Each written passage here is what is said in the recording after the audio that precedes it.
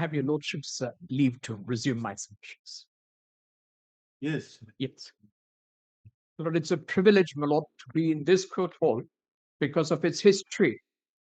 And, my lord, the motto which is written at the bottom of the lion, my lord, it's so wonderful. Tuleya nyaya stavadharaniyaha. It's my lord, it is amazing. And this is, my lord, the court hall where Chief Justice B.K. Ray, my lord, this was at the time before the Supreme Court was established. Chief Justice Kania as the Chief Justice of the Federal Court, inaugurated. So, my lord, it's a great privilege to address your lordships in this courtroom. My lord, I hail from a court which was a Supreme Court at one point of time in 1862. Yes, my lord. Now, after the independence and the Constitution, now it's being, I think, rechristened as the High Court of Calcutta. My lord, actually, Calcutta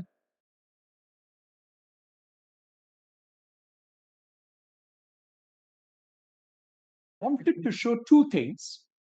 One is 12A1 once more, and 12A1A once more. 12A1 says, notwithstanding anything contained in these rules, during the first 2 years from the date of execution of new lease, the holder of mining lease to whom the order of vesting of rights, approvals, clearances, licenses, and the like have been issued under Section 8B of the Act shall maintain such level of production so as to ensure minimum dispatch of 80% of the average of the annual production of 2 immediately preceding years on pro rata basis, failing which appropriate actions in accordance with the mine development and production agreement shall be initiated. But I'll take your lordships to the agreement. So your lordships will appreciate from the agreement that the submission which I advanced yesterday for your lordship's kind and gracious consideration, namely that 12A1 was emphasizing production, and any action, my lord, which would be penal would be in the context of shortfall or deficiency in production. I'll establish that. Now, my lord, please come to 1A. In case of shortfall in dispatch from the minimum dispatch required under subrule 1, which shall be assessed on a quarterly basis, the lessee shall, in addition to the amounts payable under Rule 13 of the mineral auction rules for the actual dispatch, also pay, my lord, that is that A minus B, which your lordships have seen. But, my lord, this is from 1st of July 21. But let me show your lordships Rule 13 of the auction rules. My learned friend, Mr. Dwivedi's junior, my lord, the younger Mr. Dwivedi, my lord, brought it to my attention that I should show it also for your lordship's kind consideration. My lord, I'm grateful to him. Please see page 500 of this book, my lord. 500? Yes, in this book, page 500.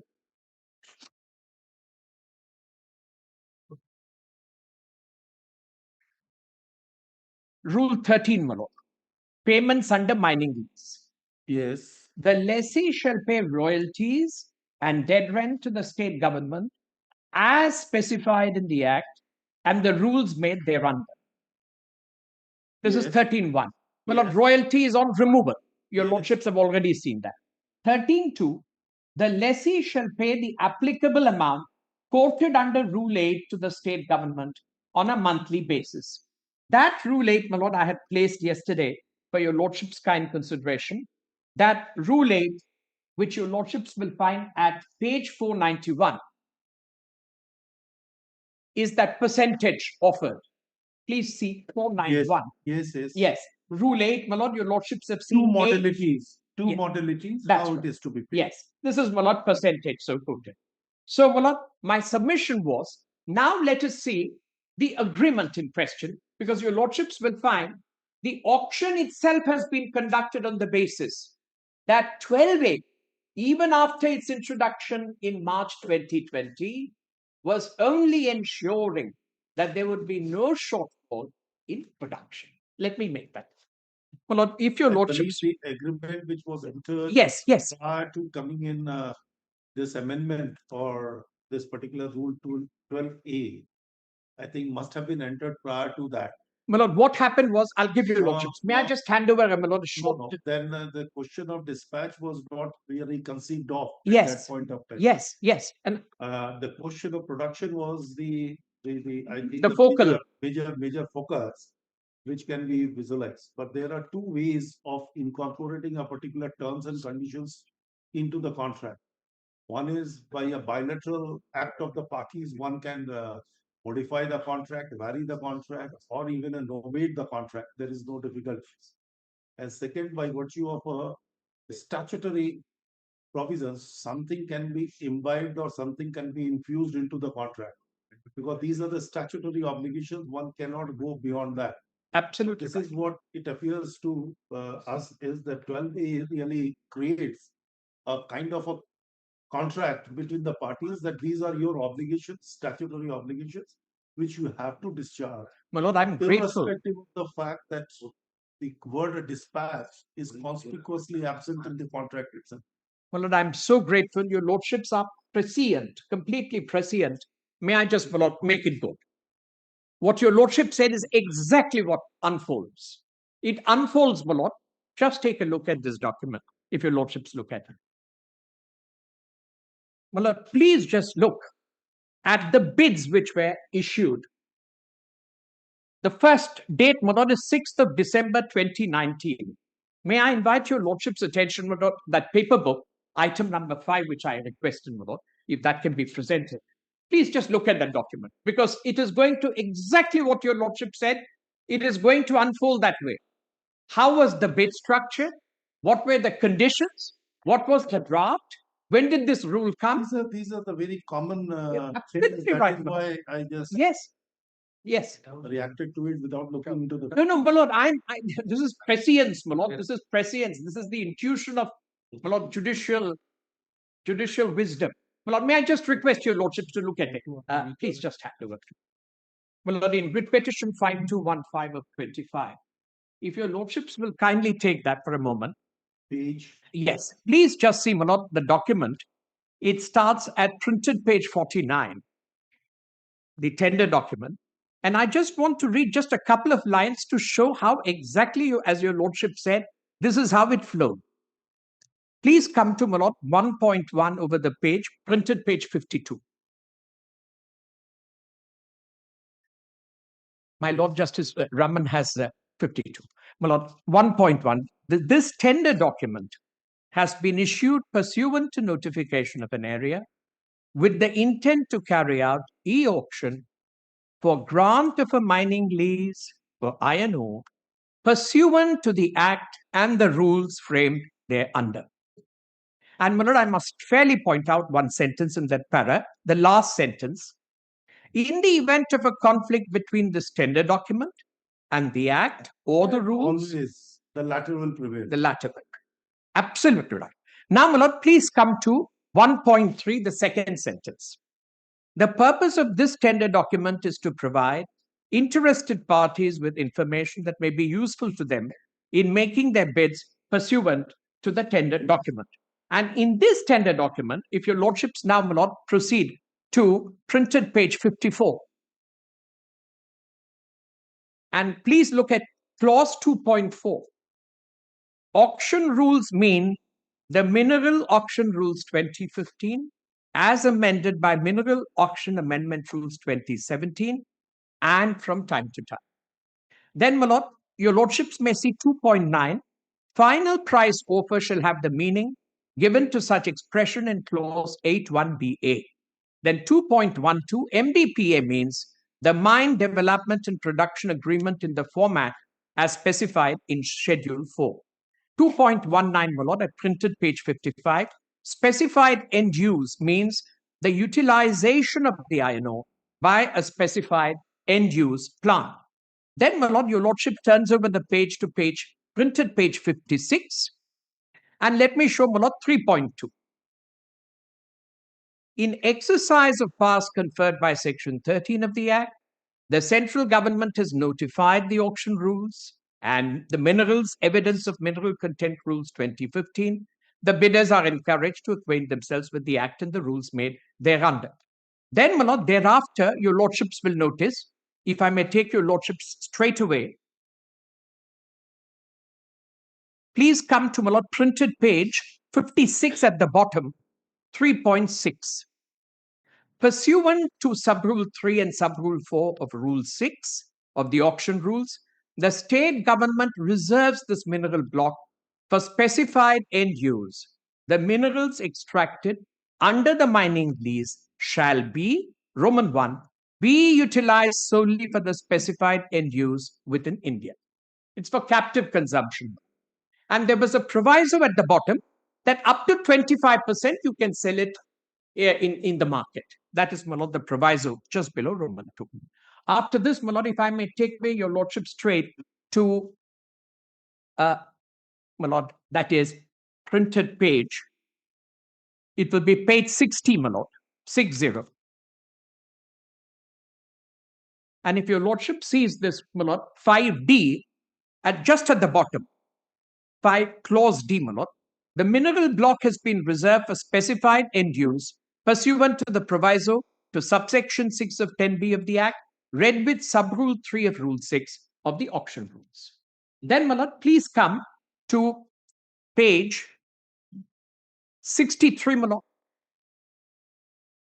This is the bidding process, printed page. This bidding process, my lord, is mentioned exactly in terms of the rules. That is, it is with reference to, my lord, that percentage price, as your lordship will see. Please see 8.1, capital A, Roman 2, straight away Roman 2. Initial price offer, which shall be a percentage of value of mineral dispatched. My lord, the word is dispatched and must be equal to or greater than the reserve price fixed in clause 9.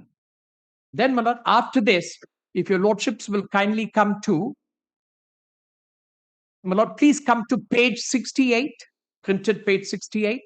This reserve price, my lord, is fixed exactly according to the rules, as your lordships will see. That is 9, reserve price. The reserve price is 25% of value of mineral dispatched. The value of mineral dispatch shall be an amount equal to the product of mineral dispatched in a month and sale price of the mineral as published by the Indian Bureau of Mines for such month of dispatch. Then, my lord, after this, if your lordships may kindly come to, my lord, clause, let me show, my lord, at page 131. This is printed page 121.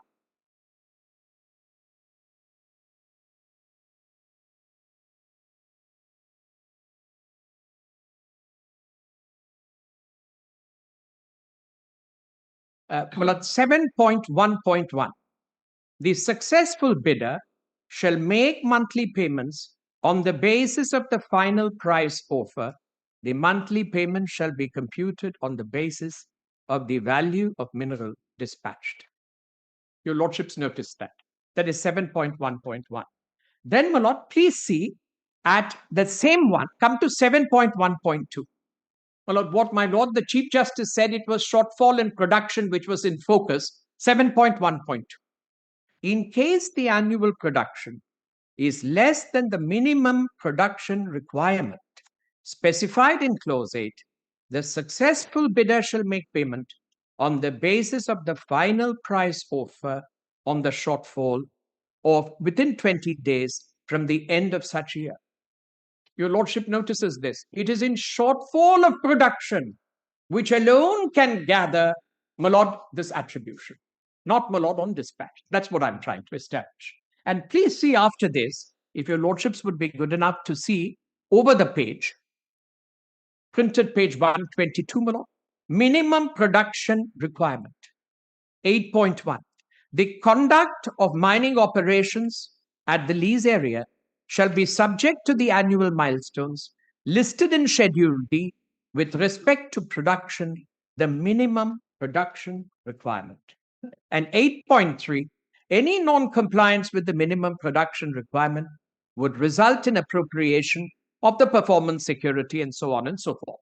My lord, it's all on minimum production. Now, please see further, my lord, Schedule D. Let us see that straight away, my lord. Your lordships will find Schedule D. And this, my lord, is at, this would be a printed page, my lord, 140. This is, my lord, Schedule D. minimum production requirement. And your lordships will notice, well, this is Schedule D. And please see, the successful bidder shall meet annual minimum production as stated in the table below.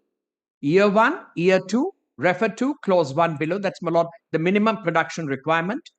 Then value of performance security to be appropriated, 24% of the average sale price of relevant mineral published by IBM as applicable during the year of shortfall, multiply, that is shortfall in production. Your lordship notices that shortfall in production minus actual annual production. So, my lord, the emphasis is completely on production. And this is consistent with 4B.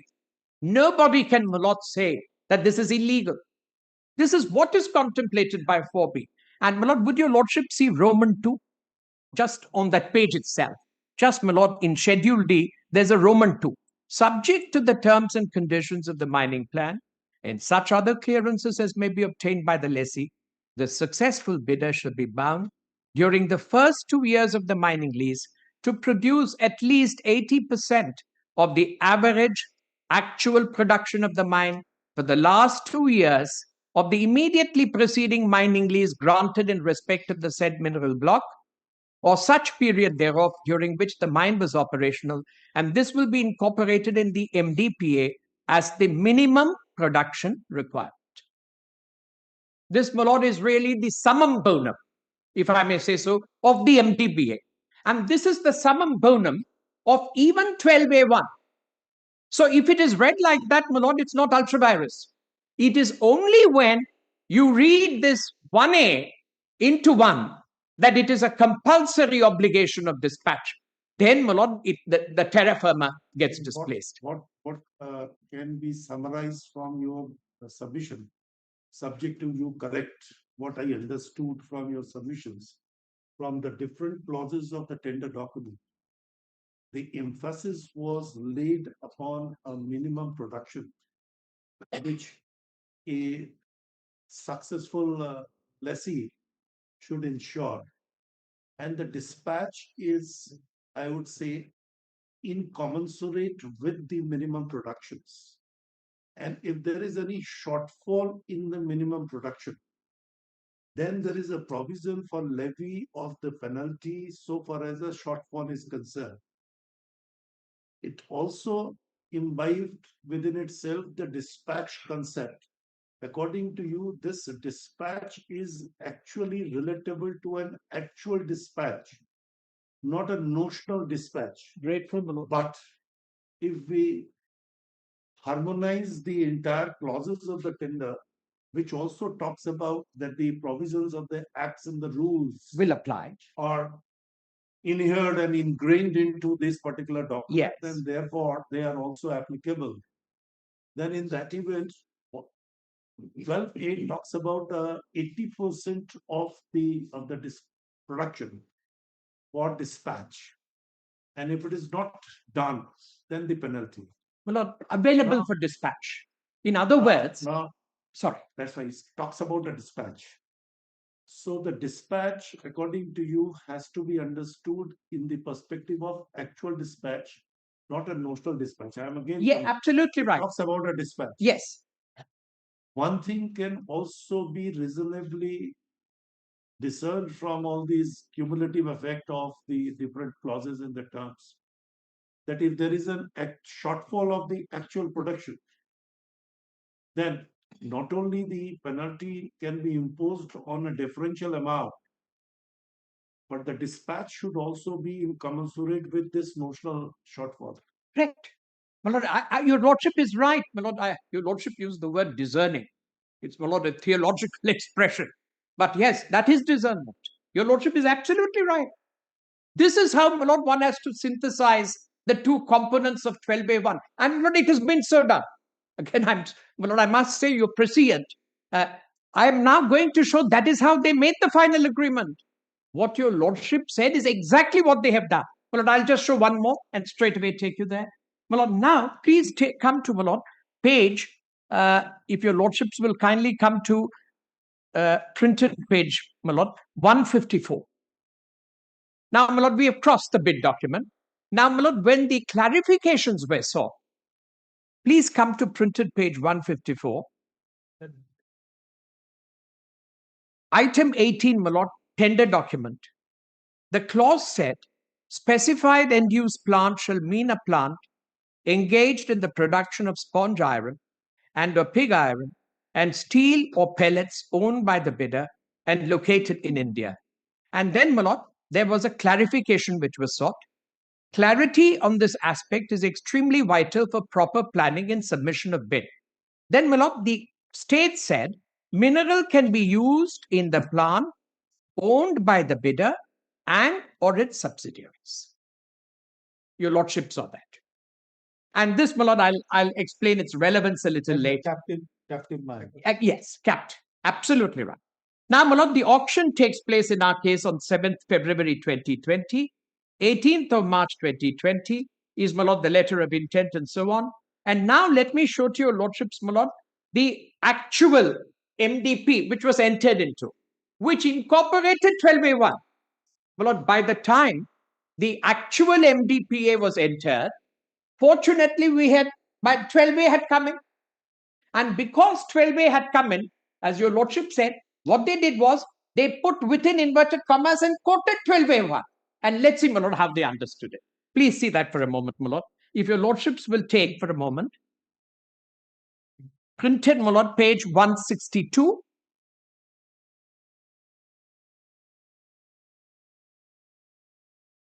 Is where, my lord, this begins. And if I may take your lordship straight away to the relevant clause, if your lordships will see printed page 169. No, 163 is an agreement. Yes, my lord. 163 begins. What is the clause? A clause, my lord, is 1.1.20 at printed page 169. 1.119. Yes, mineral means iron ore, and 1.1.20 minimum production requirement shall have the meaning given to such expression in Schedule D. Now, my lord, after this, if I may take your lordships to one more clause, and please look at this clause, my lord. It is necessary. Please come to page 175, printed page 175. Clause 4.3, manner of appropriation of the performance security. Your lordship notices that?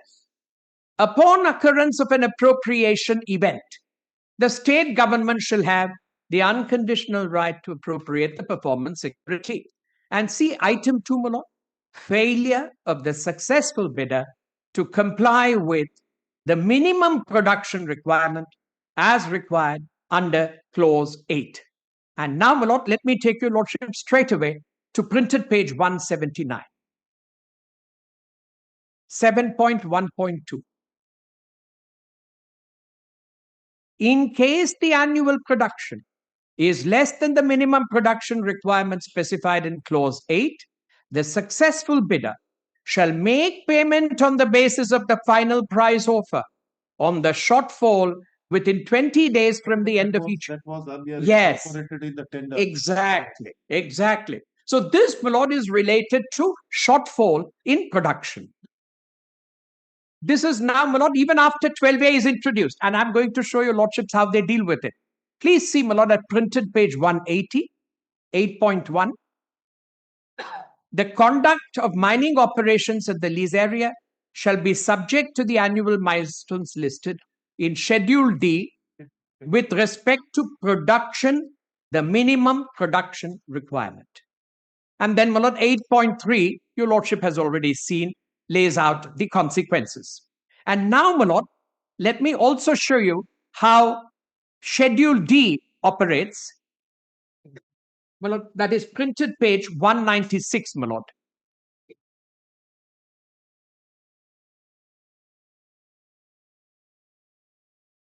This is Schedule D, my lord. Now, my lord, please see. Let me now do it slight, my lord, just to please see 12A. Your lordship sees it's quoted, my lord. It's a part of the agreement. Your lordship, my lord, the Chief Justice said with, if I may say so, my lord, with the sense of immaculate prescience, C12A is incorporated. My lord, these are the joys, my lord, of... my lord, I still remember, my lord, when I was a very young lawyer, I had, my lord, the great privilege of meeting Sir S.M. Bose. My lord, he was in his last legs at that time. My lord, what he taught us was something immaculate. That is, one must know how to wait for one's own turn in one's own time to speak in a case. And, my lord, it was such an example of humility that, my lord, the learned judges called out Sir Bose for giving him, my lord, priority and precedence. He said, my lord, no, I would wait for my turn. But, my lord, it was such an experience. My lord, please see, 12A, my lord, is extracted here. And 12A1, my lord, is fully extracted. 12A2 is extracted. And your lordship now sees the top. The successful bidder shall meet the minimum production requirement as stated in the table below. Your lordship sees year 1, year 2, minimum production. And now, my lord, please see the reference. That's very important.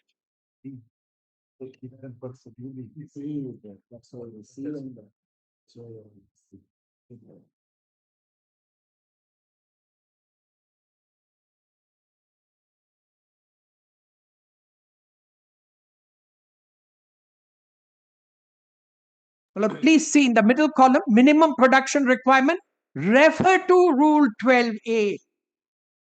Well, what can be clearer than this? Refer to Rule 12A of the rules. Then please see the last one, 24% of the average sale price of the relevant so-and-so, shortfall in production minus, that is, my lord, shortfall, that is minimum production requirement minus actual production.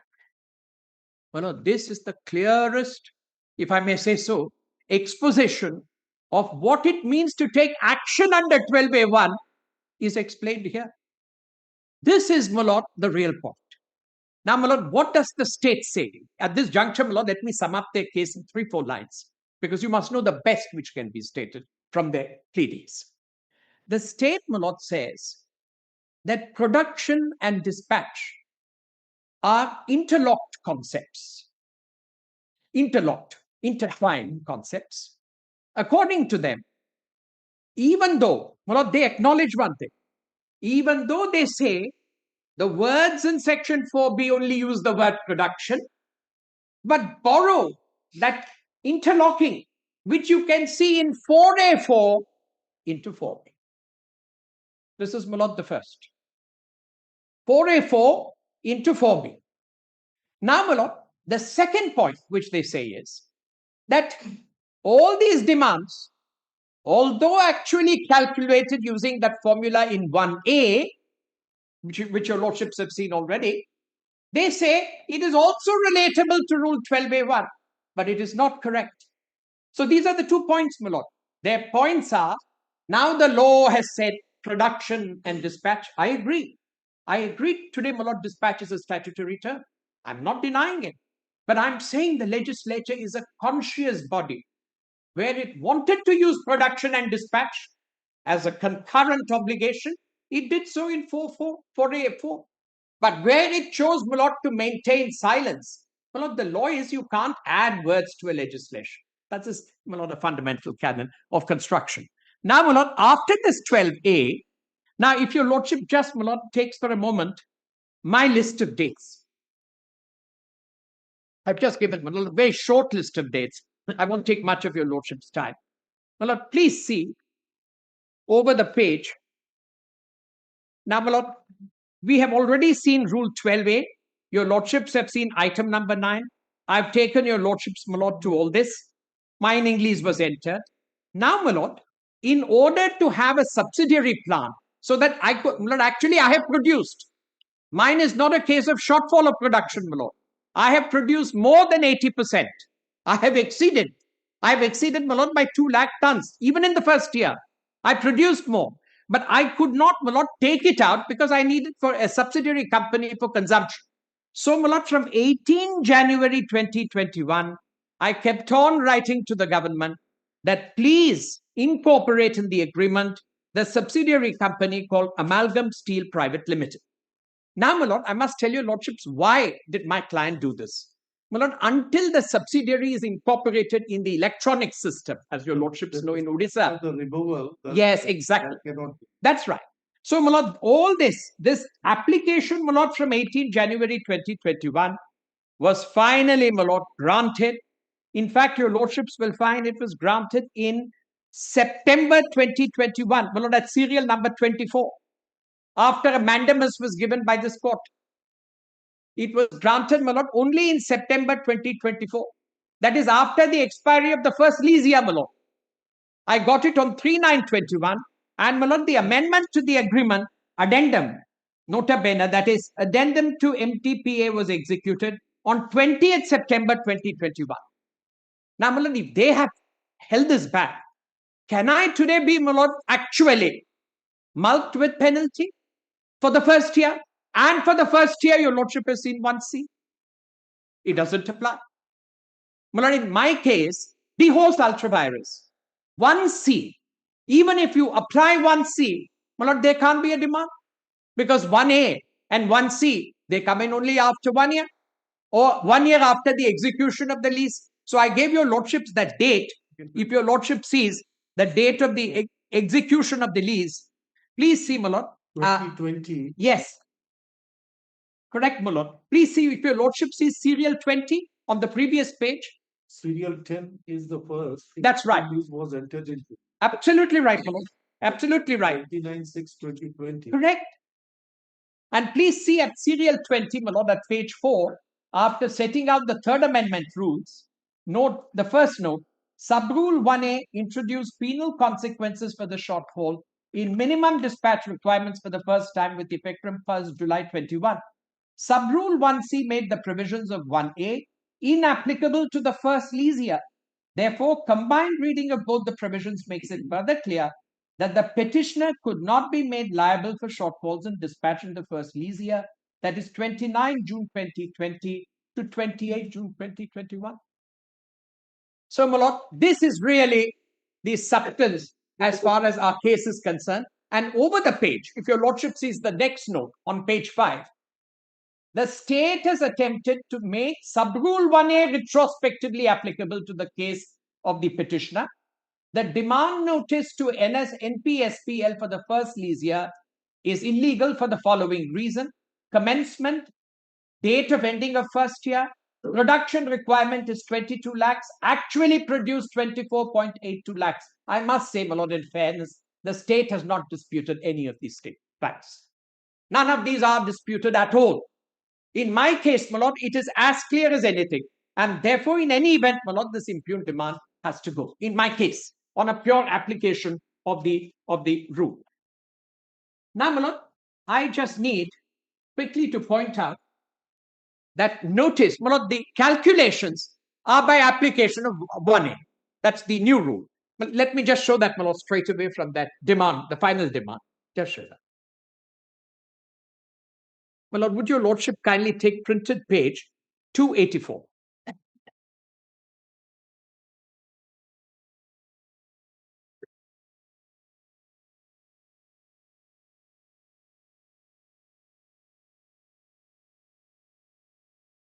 And whereas you're liable to pay, I think you're talking about the revised demand notice. Revised demand, my lord. I'm on the final demand. I just want to show you in very simple words that they have applied. Starts from 81. Yes, 281, my lord. I'm referring to 284, where you get the final calculation. Yes. And whereas you're liable to pay the following differential amount towards dispatch, shortfall in dispatch, vis-a-vis minimum dispatch required under subrule 1 of 12A. A detailed calculation statement is annexed here with an annexure A. The first is, my lord, differential amount payable towards applicable amount quoted. This is, my lord, under rule 13. That's a mistake. It's rule 13 of mineral auction rules. FPO multiplied with a value of shortfall. So, my lord, they have applied 12A1A. This is the first item. That talks of rule 13. Your lordship sees that. They have applied that same rule 13. Then second, differential royalty payable as rule 13. My lord, Rule 13 says that whenever you remove anything, you must pay royalty also under the law. So, my lord, without removal, they're also charging royalty. Then, my lord, without removal, they're charging DMF number 3. Without removal, actual removal, differential NMET, and without anything happening, my lord, value of performance security to be appropriated at 24% of the value of shortfall. All this, my lord, is in dispatch. All this is in the context of dispatch, not in the context of production. This, my lord, is the real question. That is why, my lord, one needs to look at the statutory scope of 4B 13A. My lord, I wanted to answer one question. My lord, I reflected. My lord, sometimes, my lord, it's also good to reflect over what transpires in a court. My lord, I placed section 13(2)AA yesterday. Your lordships recollect. My lord, normally in rule-making provisions, your lordships have come across so many provisions. The first subsection will have, my lord, a general amplitude for the purposes of the Act. And, my lord, the second one would say without prejudice to that. My lord, so courts have said, even if it does not come under any of those clauses, it can still come under that umbrella of one. But here, my lord, R13(1) reads differently. If your lordship sees R13(1), it does not have that plenitude. It is actually, my lord, if your lordship sees that for a moment, it's in the book. It is at page 26. It is quite a limited power here. Under 13(1), the central government, this is at page 26, my lord, the central government may by notification in the official gazette make rules for regulating the grant of mineral concession in respect of minerals and for purposes connected therewith. So your lordships notice here the general provision itself is structured to regulate the grant of mineral concessions. And that, my lord, must be in conformity with the Act. In any case, my lord, it must be for the purposes connected therewith, which is according to the Act. So according to the Act, the question is, if the Act did not impose, my lord, a substantive obligation of dispatch, that's the point I'm on, my lord. If a compulsory obligation of dispatch or a concept of notional dispatch was not imputative in the parent statute, or, my lord, any consequences which should flow for shortfall in dispatch is not prescribed in the parent statute, then, my lord, it is outside even 13(1). Your lordships have interpreted for delegated legislation, you have to look at the statute as the boundary. And if the statute as a boundary does not embrace these concepts of obligation to dispatch, consequences for failure to dispatch, if they are not provided for, that is ensuing consequences. For instance, my lord, 4A4 is very interesting. That's a case of lapsing of the lease itself. So, my lord, you can provide for it in the law. But if the parent law doesn't provide for it, then, my lord, it is something which cannot be really done by way of this 12A or 12A1A, or, my lord, the strained construction of this. My lord, I just need to cite two judgments, and I will beg your lordships. Wanted to bring it, that's the excessive subordinate legislation. That's right, my lord. That's right. So I have put it on two grounds, my lord. Excessive subordinate legislation, therefore ultra vires. Second is, even if you look at the rules, my demand, my lord, in any case, is completely untenable. My lord, there are only two judgments I need to cite. My lord, one is item 2, which is this Indoor Development Authority versus Manohar Pal. I'll cite only one paragraph. Just give me. It starts at page 7. And may I, my lord, cite by Justice Arun Mishra? Yes, yes. My lord, I For the review or reconsideration was been done. Is it the final judgment and accusation? Lord, I think this judgment relates to right to fair compensations. I know. Section 24. Yes. 24. Anyhow, we need not have to dilate. I know. I understand, my lord. I understand. And my lord, just see page 184. I'm on a different point, my lord. I'm just looking at something 185, my lord. Just look at 185. My lord, Justice G.P. Singh. Which one?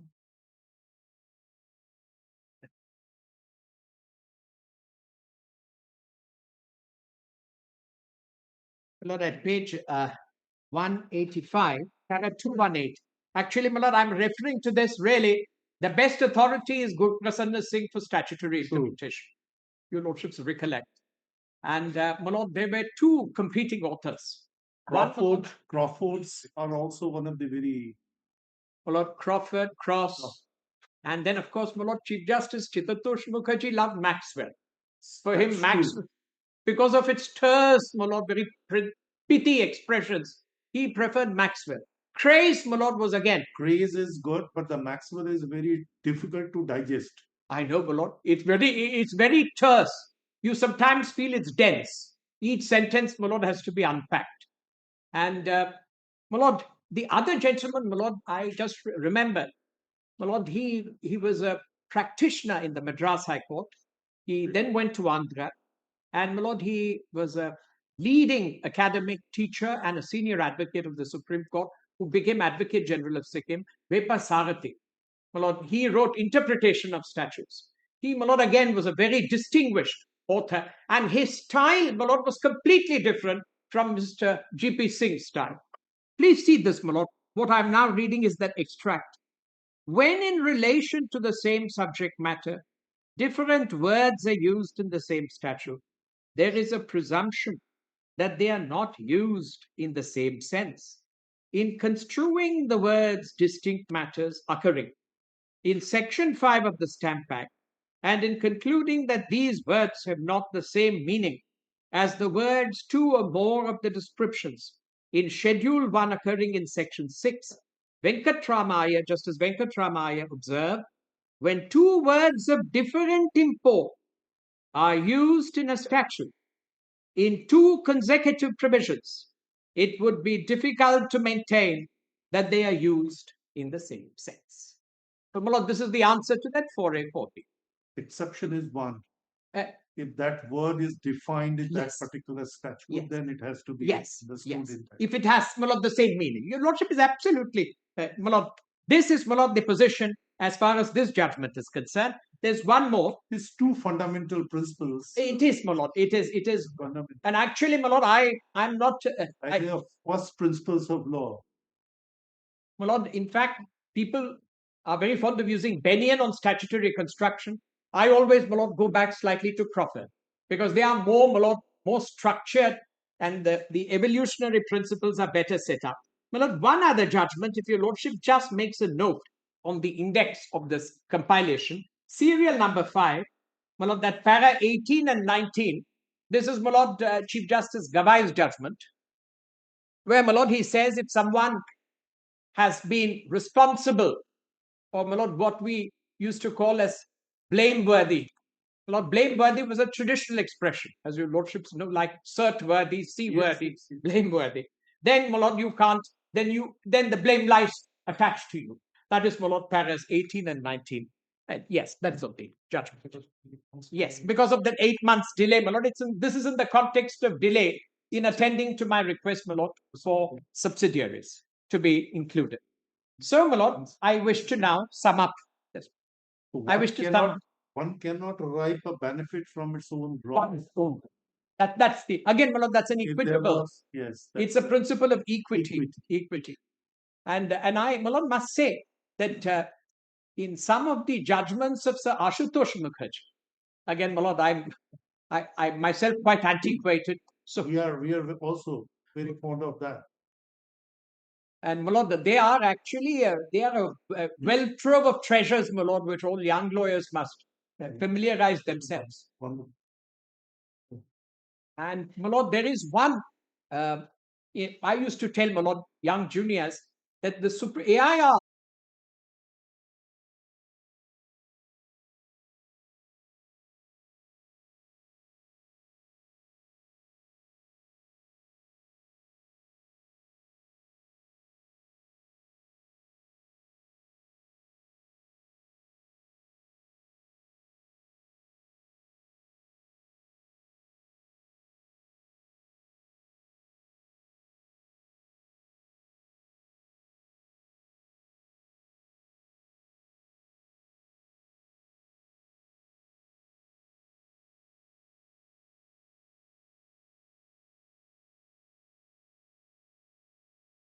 Sanskrit motto at the back.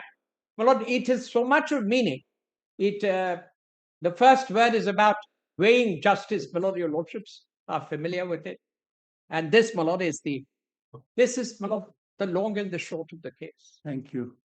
May I, my lord, Yes. express my deepest gratitude Thank for a you. profoundly grateful. Thank and you. privileged.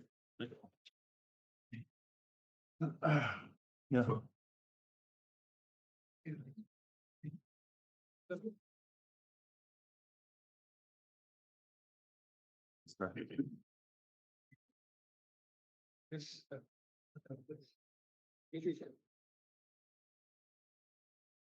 The last batsman was The slog over. yes, log over. Yes, he's one of our I just- seniors. I just reminded in a classical cricket, the colloquial expressions which are used. He says the last batsman. 13.6 was Ghanshyam Mishra's. Okay. And the two petitions are filed because the first relates to a demand notice issued with respect to the third year. And the second petition is relatable to the fourth year. So we have no problem, Lord, with respect to the first and the second year. The only issue is about, therefore, straightaway application of 12A2. Now, if I may, my lords, pick up the threads, we have all been on incremental addition of submissions. There's one aspect of section 4B which remains to be highlighted. And if your lordship has this book at 4B, Yes. page 6 of your lordship's book, True. kindly advert to footnote 2. I'll be a bit slow, my lords, because of the coughing. So I don't want that to On a interrupt. grant of prospective licenses or a mining lease, those have been deleted. No, footnote.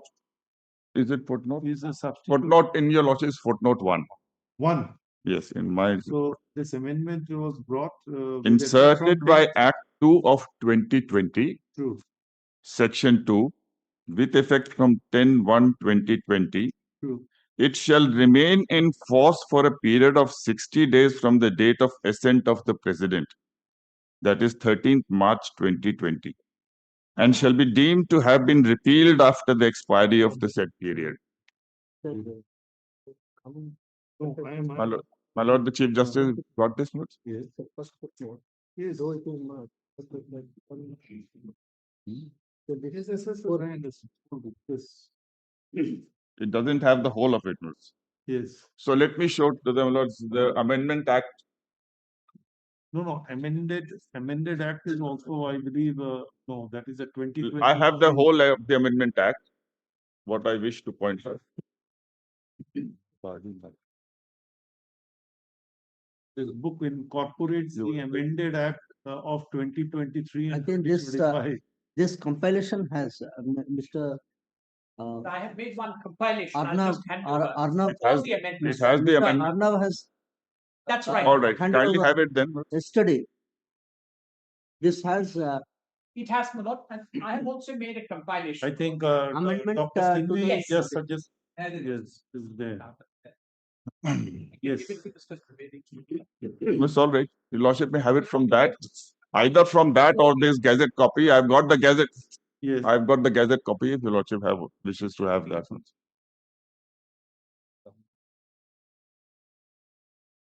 Page 89 probably of the compilation. this Yes. compilation which This I'm is borrowing of from- Page 89, is it page Yes. 89? Yes. Huh. Kindly have section 1. First one is Amendment Act 2020. Then This is of 2020. 2021. This is of 2021. You are referring 2021. 2020. 2020. That is page 81. Section 4B was Yes. inserted Yes. by Act 2 of 2020. Yes. That is page 82 of this compilation. Yes.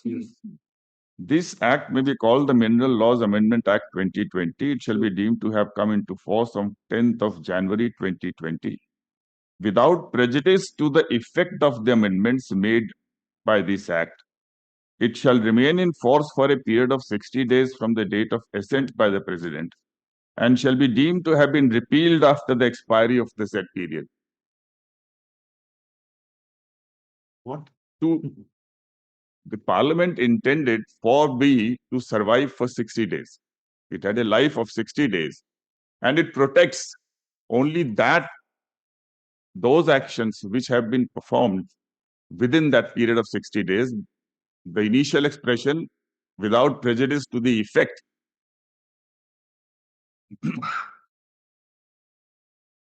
of the amendments made. 60 days means from 10th January if we compute. That's right. Then 60 days lapses in and around March. May. By April, May. No, 60 days from 13th January. Date of the assent. 13th March 2020. Yes, the assent. So Yes. 13th May, not broadly. May. One may calculate 20th or 30th. Correct. So in any case, after 13th May, 4B was not available at all for making any rule with respect to Rule 12A, and the law will mark that Rule 1, Sub-Rule 1A and the Proviso to 2 were inserted in 2021.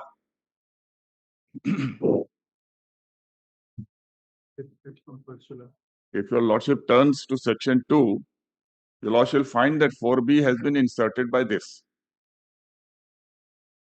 Section 5 inserts 8B.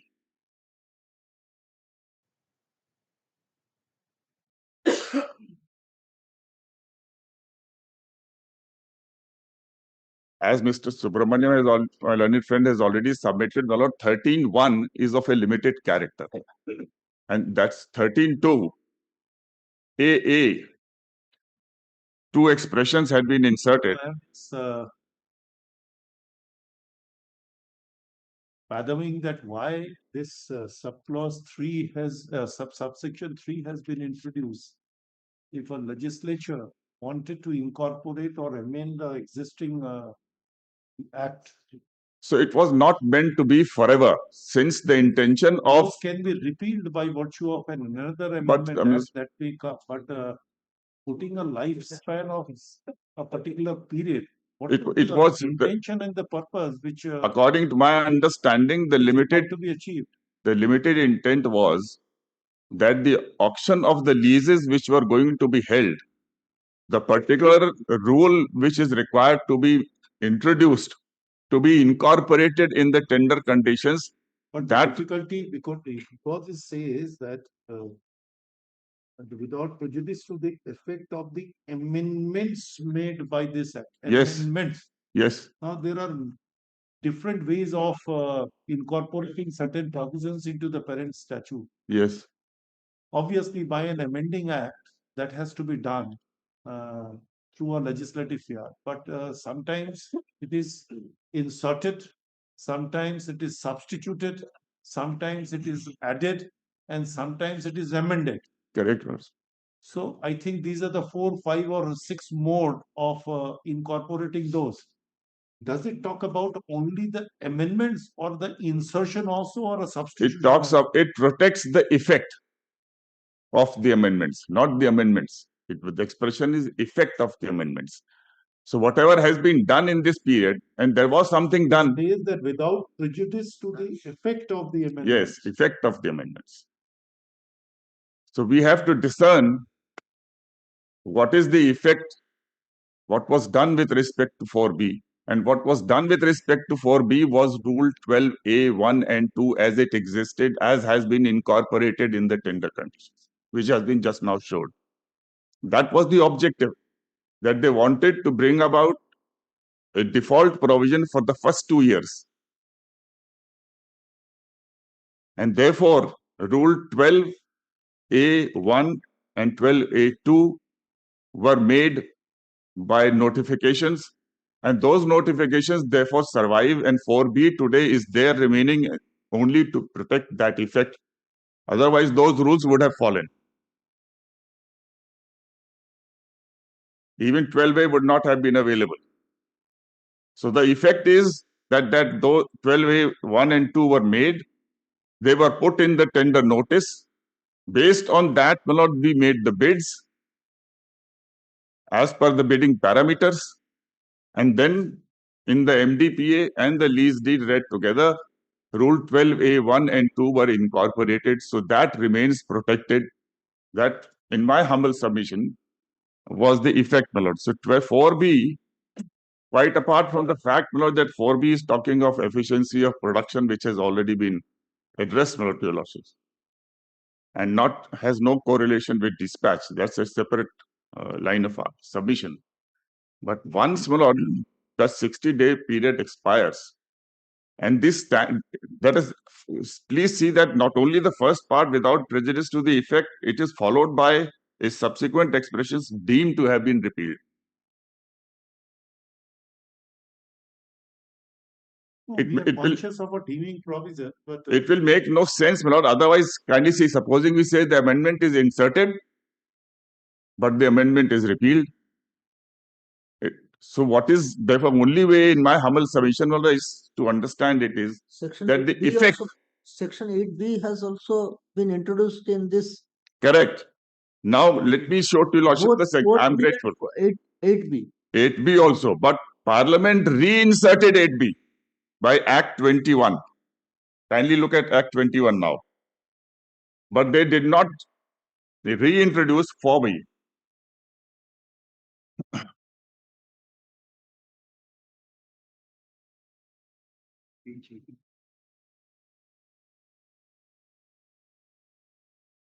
Page 89, Section 9, at page 4.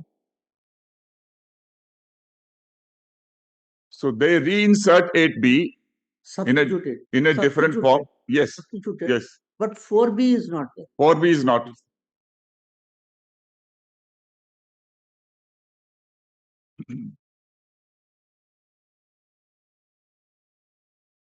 the very new, I would say, the chapter you have opened. So saving clause is also not there. Because I'm just barely reading. I What? think none of the senior counsels they left it for me, Mullers. oh. I actually got under the impression because there was an ordinance. The 2020 Act was preceded by an ordinance. Section 17 makes it clear. Yeah. And there was an ordinance. So one would not imagine that when you repeal an ordinance, there's a separate provision, Malot 17. I thought it was in that context. But in any case, Malot, for the events which have happened for 60 days, it remained in the statute book for reference in any case. So both with respect to 4B and Section 8B, certain effects took place. The authors have omitted to reflect. 4B is not reenacted, but 8B is reenacted, which also supports the Act 16 of 21, which omits 4B, does not reenact it, and which reenacts 8B in a slightly different form, is also supportive of my submission that Parliament does not intend to bring back 4B in any form. We do not want it to operate perpetually. Yes. And what will follow from this is, my lord, that ordinarily, if I may now bank upon your lordship's observation, my lord, that's the thread which I wanted to pick up, namely regarding contract, my lords. A contract which has been executed in terms of Section 8A. Earlier it was in this form and now it has been substituted. That's all right.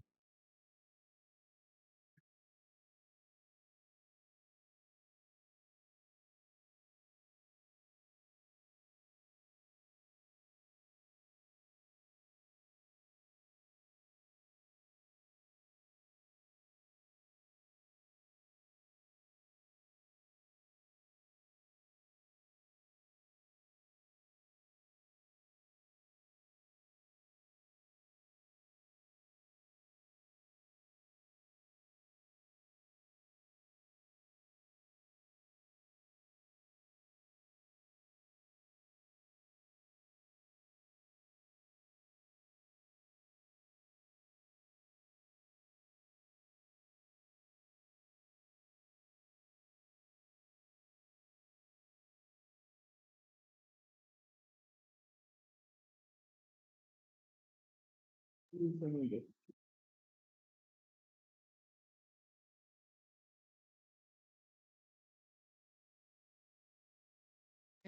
subsequent amended act of 2021, which according to you,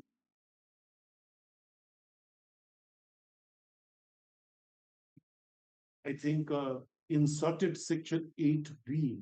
8B will not for the reason. There is a reason. Please see that 8B. But what I find is that the word substitution is used. Now, what is troubling me?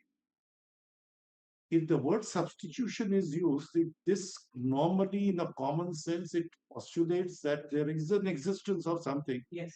Which is being So let me placed on a substitute. absolutely right. Your lordship If is the 8B was not in existence at all, there cannot be any question of substitution. So- It may be a question of insertion. so. My lords, the Chief Justice is absolutely right, my lords. 8B and 4B, the effect of both remained alive.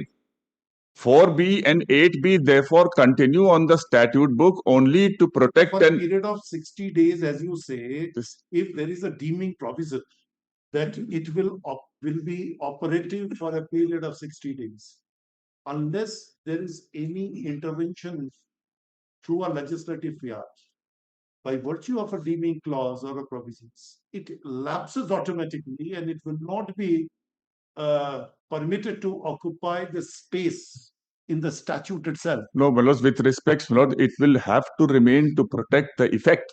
Can it go beyond? Because if Not they beyond the say effect. 60, but the amendment came after If 4B 60. as a whole and 8B as a whole go out of the statute book, even the effect will not remain. So 4B and 8B remain on the statute book only because section 1(3) says without prejudice to the effect. That effect has to be supported by a statute, so it remains on a statute book. And that's the reason why when But then the second line, it talks about the deeming provisions So deemed it- to have been. so it is repealed so that for future purposes, nothing more can be done with respect to 4B and it.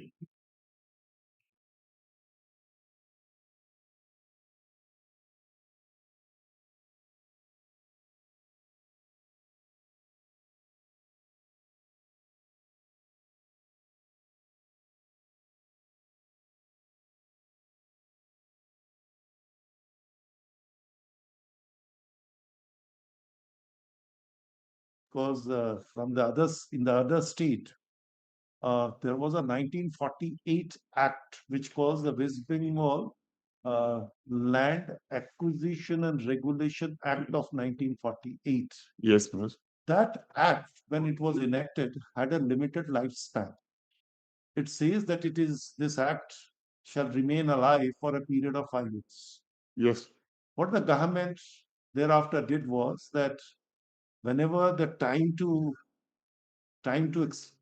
time of expiry comes, they, by virtue of a further, the notifications, they extended the operation of this act, and it continued, I think, for 2 years, then 2 years, then 5 years, and it continued for more than 2 decades.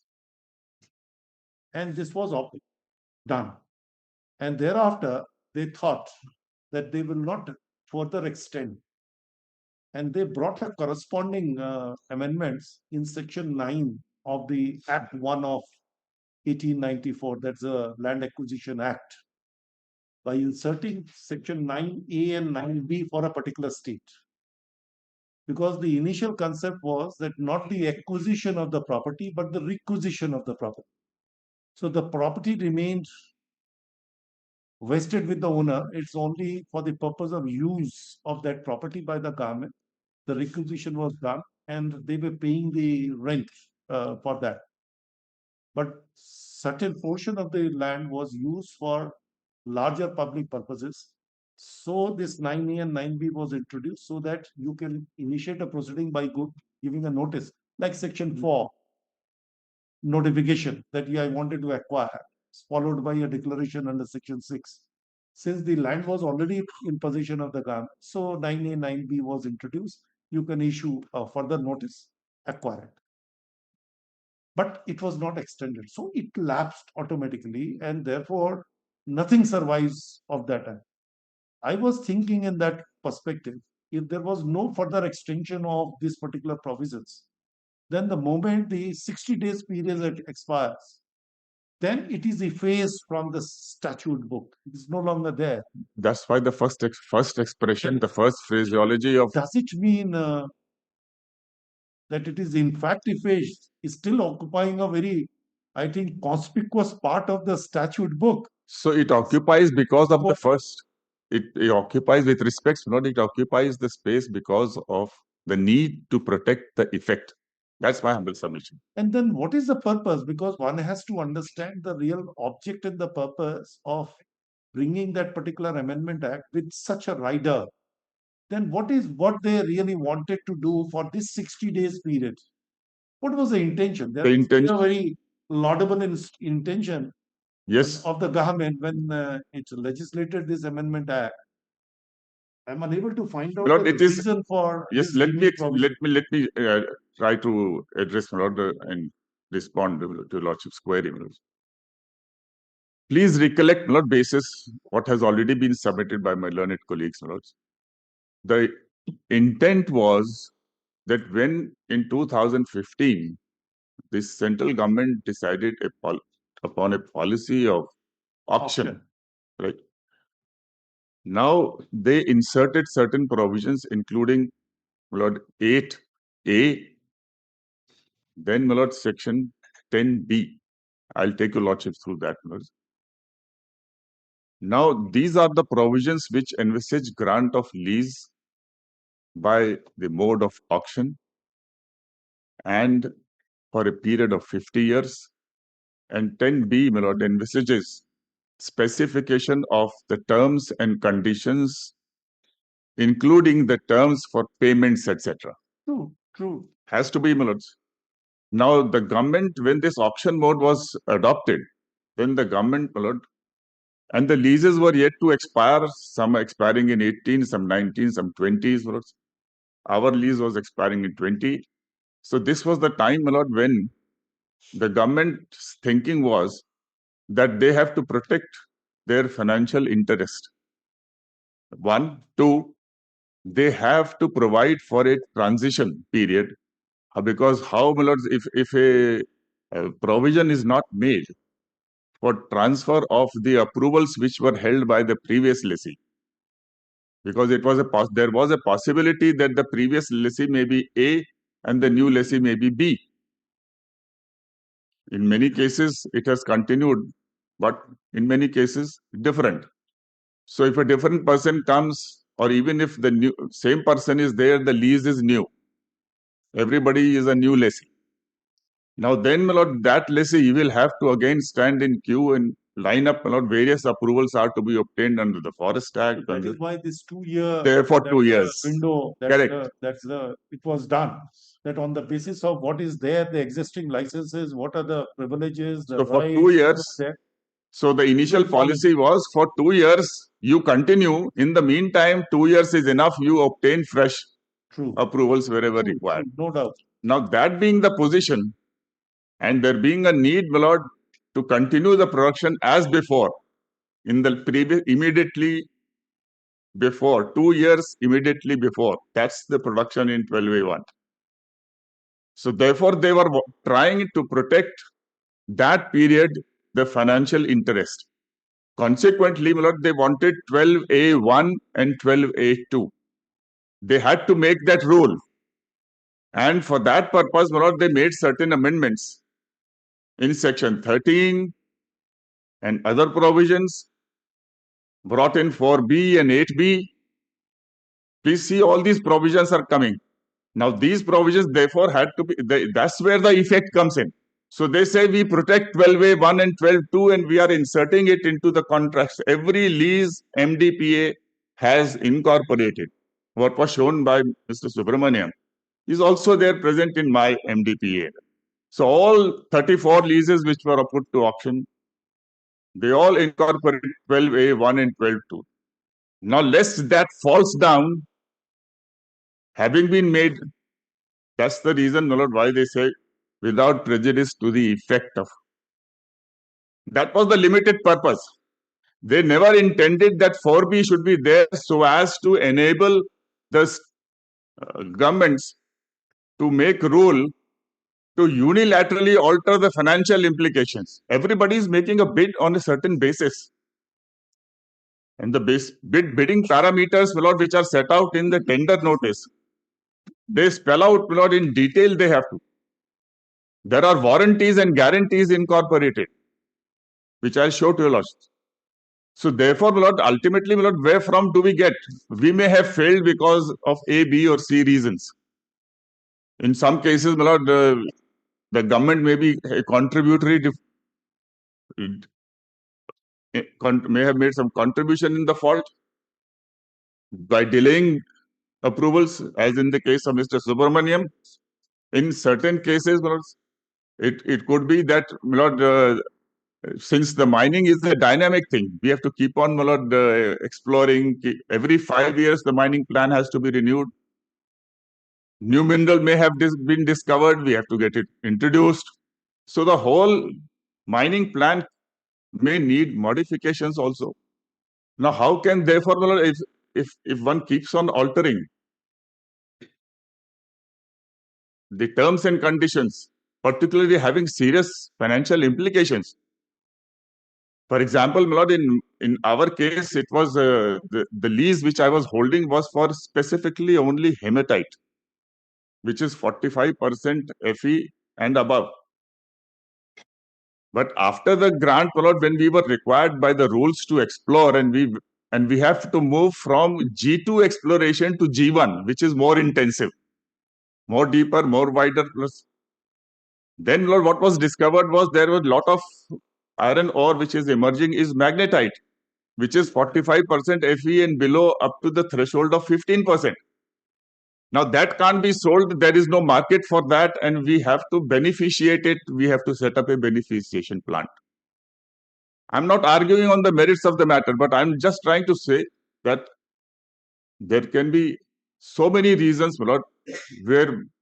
because of which there may be a failure in the production in 1 year, which can be met in the 2nd year, on the 4th year, or on the 5th year. Yeah, another important feature was that when my first mining plan was submitted and that approval was obtained after the lease, which I'm required to obtain in 180 days, then it was only hematite, and the life of the mines was shown to be 9 years. But after this discovery of magnetite, then when we went there, the IBM modified the plan, and the life enhanced to 34 years. So even if we spend 3 years in getting the beneficiation plant, we need land, we need machinery, we need everything to set up. Still, the state is going to earn much more for 30 years instead of 9 years exhaustion. So what I'm trying to say is this, that it was never the intention of the central government. There was no policy that once the rights and liabilities of the parties, namely state on the one hand and the lessee on the other hand, have got crystallized. I know what is my financial bid.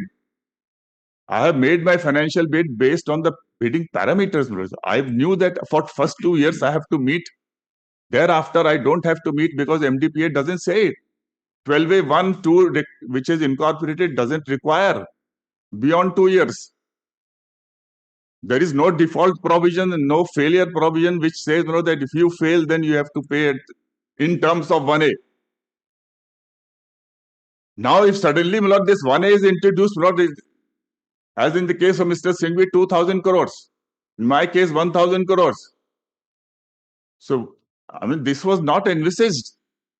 Nobody would have made those bids if it was known that we have to pay in this manner for the whole of 50 years. So therefore, sanctity of contract, the integrity of auction proceedings, the warranties given, they all have to be reckoned. If that is to be altered, then it has to be having a particular statutory backing and procedure.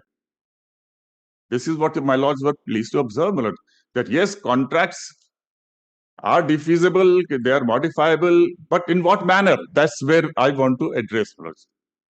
And that's why, my lord, 4B and was for a limited period, that not to give any handle. Wherever, my lord, kindly just hold on.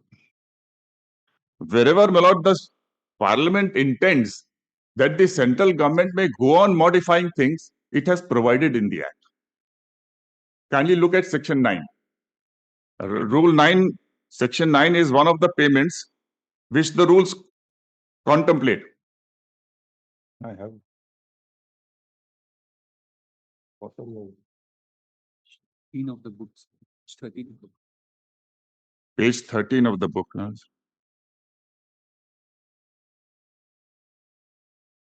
one. Right child.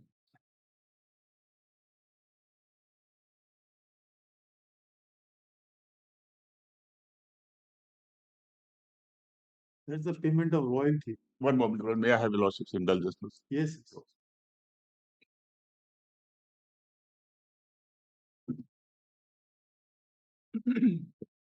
Yes. Now, see, my lords, the royalty is fixed under the schedule. I'm so sorry. Yes. Now, Yes. a holder of the lease knows that he has to pay royalty in terms of the schedule. For different minerals, different, my lords. Yes. Now, look at 9.3. The statute is expressly, specifically empowering the central government to enhance it. The central government may, by notification in the Gazette, Even reduce it. or reduce it, whichever way. And there is a proviso which says that the central government will not enhance the rate of royalty in respect of. Supposing this was not there. The cap of 3 years is given. Supposing Section 9.3 was not there. Then they could not have modified the royalty after the auction. Whatever was the rate of royalty that get crystallized, that is their right, that is my liability. I know it. And I have made my bid basis that. Now, identically, kindly have a look at Section 16.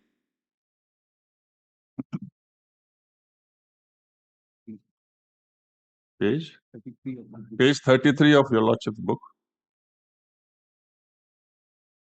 My lords are aware, my lord, that before 1949, there were a lot of mining leases given by the Britishers.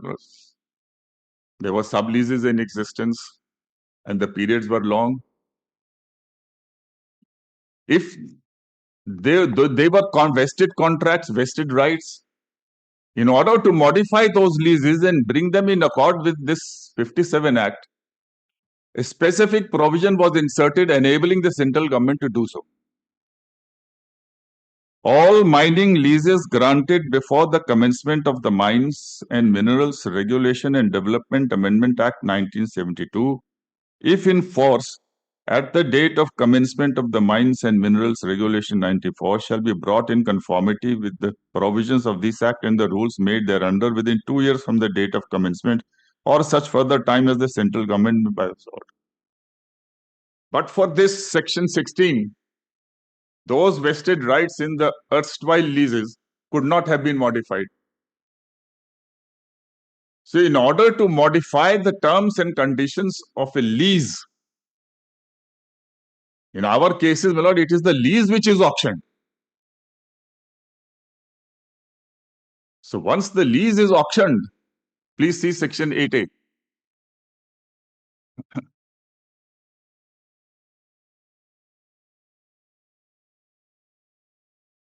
(8A)(4).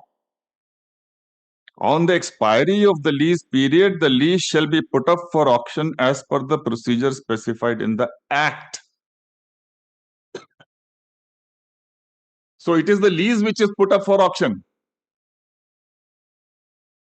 Actually, that's a very loose word which is used. Actually, it's a mine which is put on auction. Actually, The mine, because once the lease has expired, a dead letter cannot be put to auction, and No, it's not a dead letter because the lease has to. Violation of the lease, then There is a difference, my lord, the lease and the execution of the lease.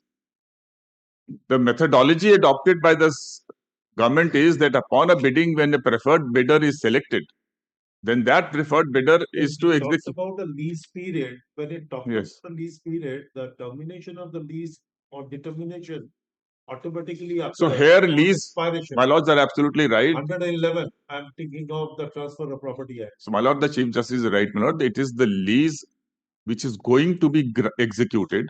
It is that lease which is being put to auction. Now look at, my lord, look at section 10. This was also inserted along with 8A.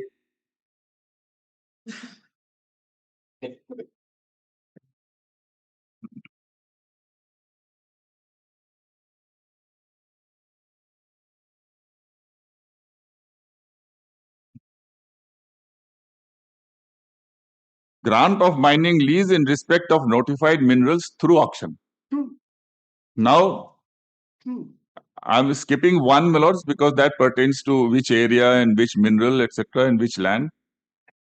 2. Where there is inadequate evidence to show that existence of mineral contents of notified mineral in respect of area, state government may, after obtaining the previous approval, grant a composite license. We are not concerned with composite license. In areas where the existence of mineral contents of any notified minerals is established in the manner prescribed by the central government, the state government shall notify such areas for granting of mining leases. So, what is going to be granted? Such notified mineral, the terms and conditions, this is very important. The terms and conditions subject to which such mining lease shall be granted, and any other relevant condition in such manner as may be prescribed by the central government. So all the terms and conditions, etc., which rule, etc., and which are going to be all of them, my lord, have to be notified so that I am participating in the auction. I know my position that if I am going to make a particular bid, I will be bound by these terms and conditions. Now, so tender, my lord, will be an invitation to offer. So my offer is going to be based on this invitation to offer. And the lease is the culmination of the contract along with the MDPA. The auction notice says, my lords, that those who are preferred bidder, they will have to first execute MDPA, and then, my lord, they will be entitled to. And we have to pay 2 or 3 installments before, my lord, MDPA is executed. And etc. So what installment we have to pay first, what installment we have to pay second with respect to a particular area where lease is to be granted, all are specified. Based on which we make a bid. And the bid has to correlate to the sale price fixed by IBM. It's a unilateral fixation of terms and conditions by the state government because state is the owner of the privilege regarding minerals. And this is a parting of the privilege, which has to be a contract. And the modality is, so 10B, my lords. Now kindly also have subsection 5 and 6 of 10B.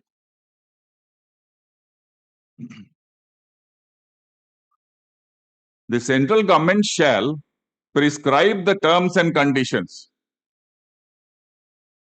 and procedure subject to which the auction shall be conducted, including the bidding parameters for the selection,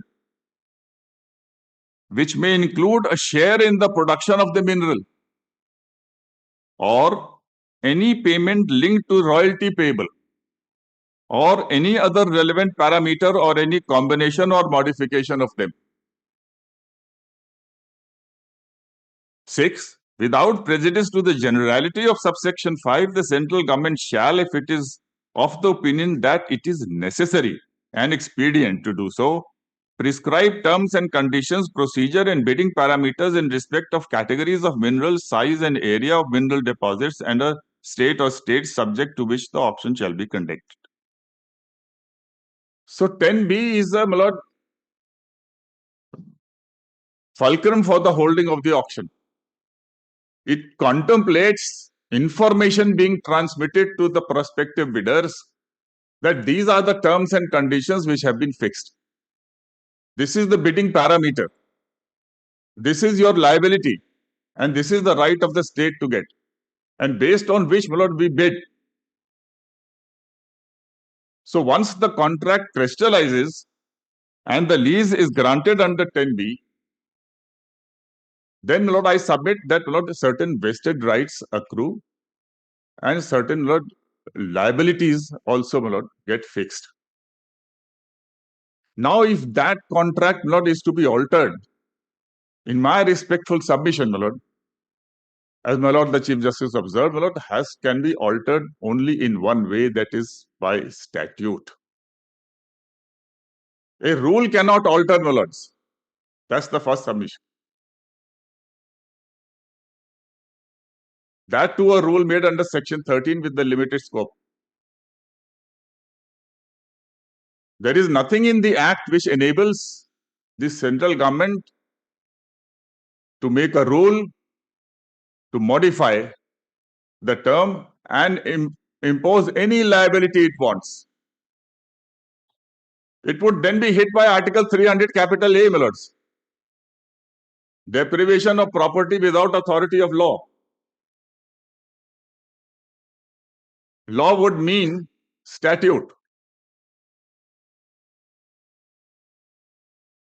Or a delegated legislation which has a specific backing in the statute,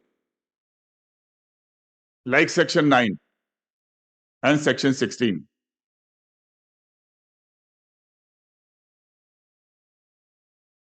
So Rule 1A of Rule 12A cannot be, my lord, imposed upon existing leases and MDPAs.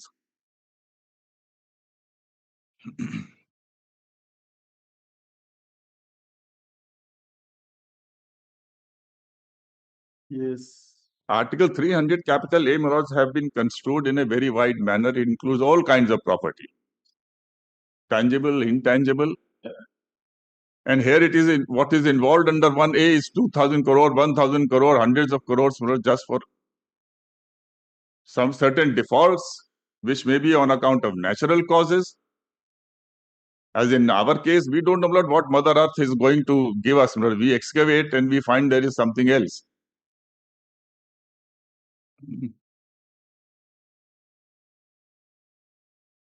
Yes. And IBM says that you first provide for beneficiation, only then.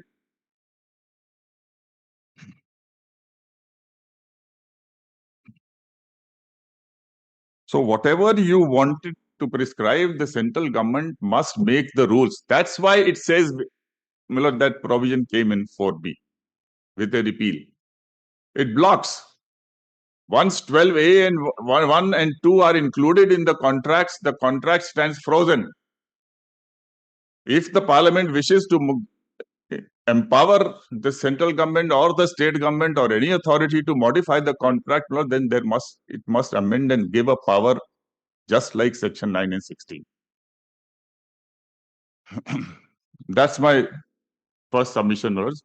And if your Lordship turns to Section 300, capital A, which your Lordships are aware, my Lords. Right to property. Yes.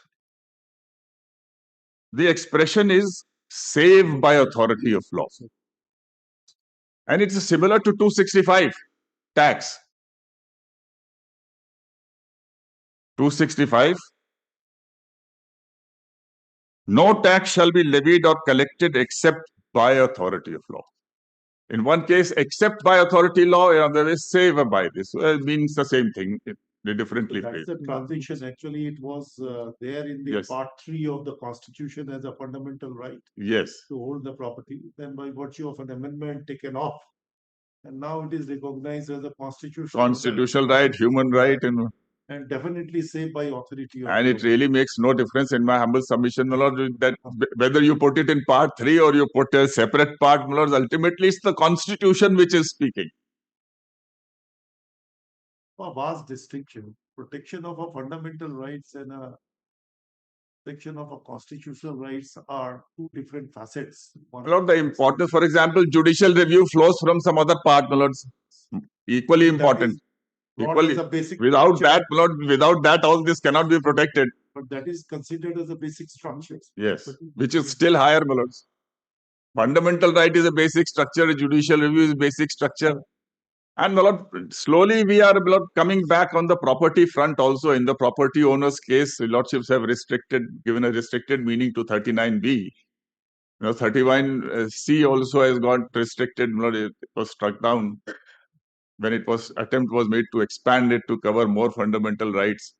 So property is not altogether lost, my lords, particularly in this case. It would be very unfair, my lord. Kindly look at it this way also, my lord. Is it not unfair, my lord, for the central government, for without good reasons, one can understand some very strong higher public interest, you have power to make a law. But otherwise you just push in a rule, amendment of introduce 1A, and you set out all the parameters. All powers are given to you. You could, instead of 12.1 and 12.2, you could have 1A at that time itself and put it, my lord, for the bidding parameters. Maybe instead of 115%, I would have bid, my lord, 110% or 105%. Why should I increase, my lord, if I know that this is going to be the liability of 2,000 crores? I may not have bid it. Nobody knows, my lord, what would have been the scenario.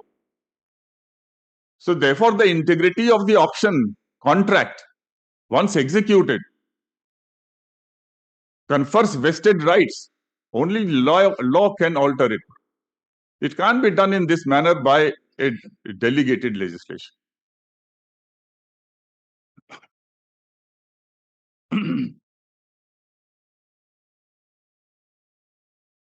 This expression saved by authority of law is somewhat similar to by law. May I pause and have a written submission, or much of it is argued, so I will not be reading the whole of it.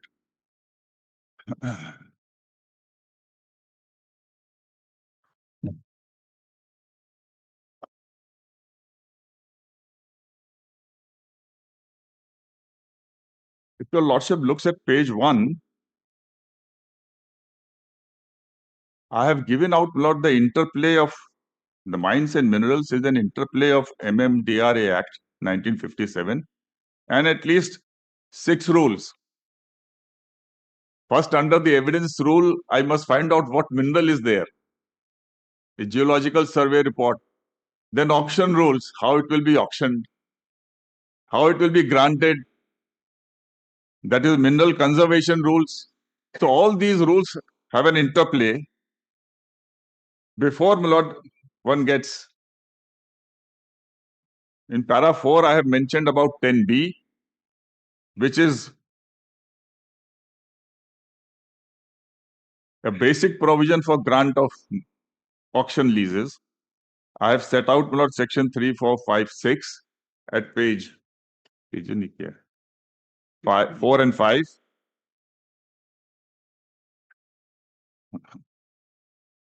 Then I have given, my lords, in paragraph 5, how the auction bid parameters were informed to all the bidders, and then I made a bid of 115%, and how, my lord, MDPA and lease was granted.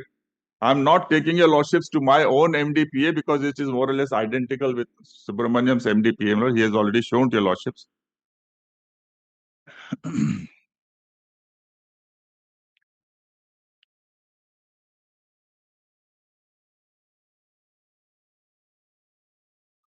Kindly come, my lord, to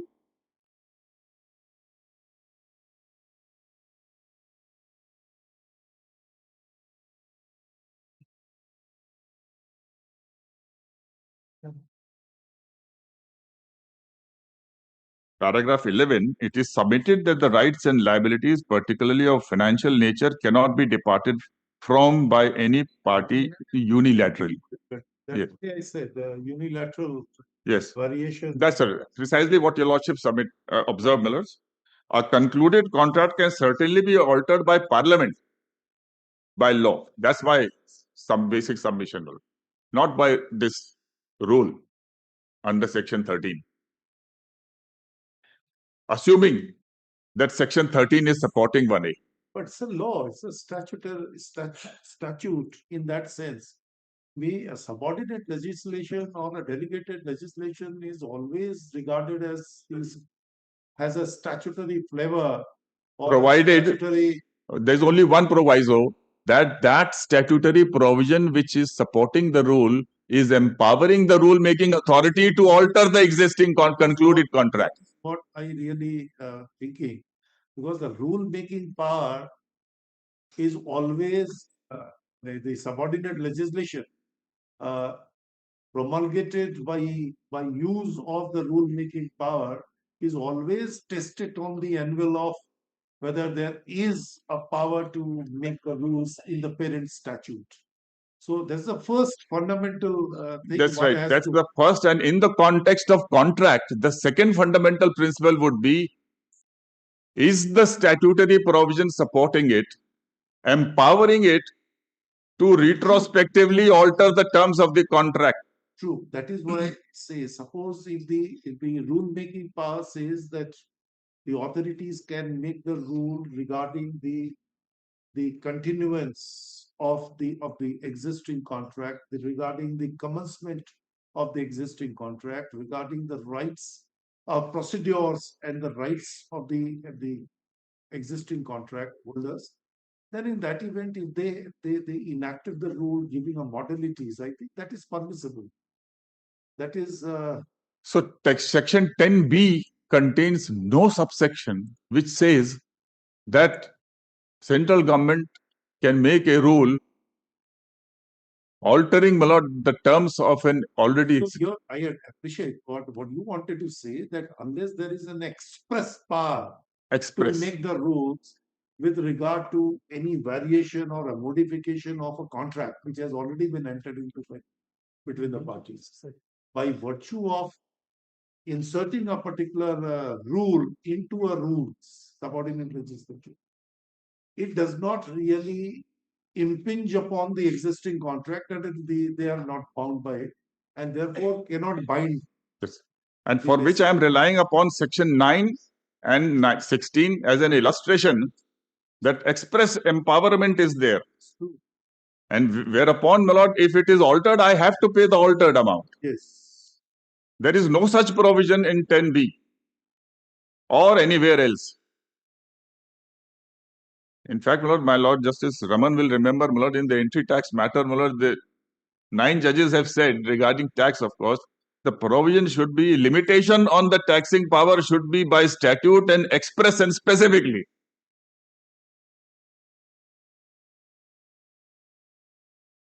So whether it is a limitation or is it an empowerment to alter the contract unilaterally to whatever extent you want, then that's a very serious provision for which a statutory provision must exist expressly and specifically. Act prevails. Yes. In surcharge matter also you have argued. Yes, For subsequently. the department. Yes. Bajaj Auto. That's right. MADA also. Illustration under the rules can Yes. prevail upon the statutory provision. That Yes. is what you have argued. And Yes. So statutory provision, my lords, that was a case of federal, my lord, MADA, my lord, whether states taxing power can be.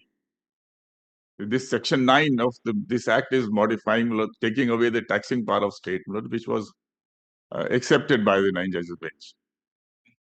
So, my lord, these are not something which is to be introduced unilaterally sub salientio unless and until, my lord, there is a provision in the act. And that's very important, my lord. Otherwise, my lord, what is the purpose of this auction? Why should people, we can't be taken by surprise. Why this one day, my lord, they could have had something much more serious tomorrow. Still add something more. That is where manifest arbitrariness and other things will then come in, my lords. Without any parliamentary empowerment to modify an existing contract, you introduce such a drastic provision.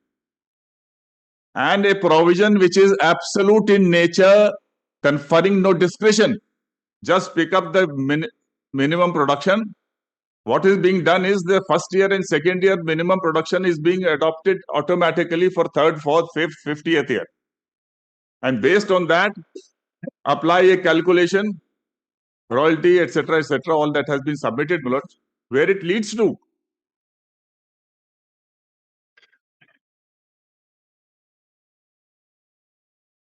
That is why, my lord, there has to be a specific provision. And then, my lords, kindly have at page 11 of my note, this Vatika township, of course, also was in the context of tax, my lords. Assuming, my lords, let's take another view of 1A. It's all about 1A. Constitution case. Yes. This is constitution. Yes, yes. So before reading this, my lords, please examine this also along with this submission. Let's take 12A. All right, you have made it 1A. Rule making authority has come out with 1A. Please have a look at what is 1A in any manner disclosing an intent that this will be foisted upon existing contract, my lords. Does it purport to alter the existing contract? You have simply laid down that this is so with respect to 1. Extra and additional burden cannot be thrusted upon retrospectively. Yes. Now this rule, my lords, on the face of it is prospective. Every act or the amendments Unless been brought expressly. unless expressly made to operate retrospectively, And with a ordinarily prospective. with rule making authority, there is an additional stipulation. Section 13 must empower the rule making authority to make a retrospective rules. Sometimes they do, my lord, empower. Here, Vatika, which I am citing, is a case of a act which is imposing Is a it tax. an absolute fetter? Is it an absolute fetter that unless the parent statute provides that the subordinate legislation can be operated retrospectively, the rule making authority cannot make it retrospective? It's absolute fetter, no? In my humble submission. There is no, and this is quite well settled, catena of cases. Especially if you are impacting, here lies the distinction. If it is procedural, nobody has a fundamental right to procedures. So procedure will not normally, the lordship say that it will operate retrospectively. But if it impacts substantive rights and liabilities, then no. And this is what we have extracted if your lordship looks at this at Vatika. So in a fiscal statute, what you say, I can appreciate it, but in a common parlance, in other cases, unless the consequences is drastic in nature. Lord, the act, that's right. That's lordships have Drastic. appreciated that part, Lord. But I am now.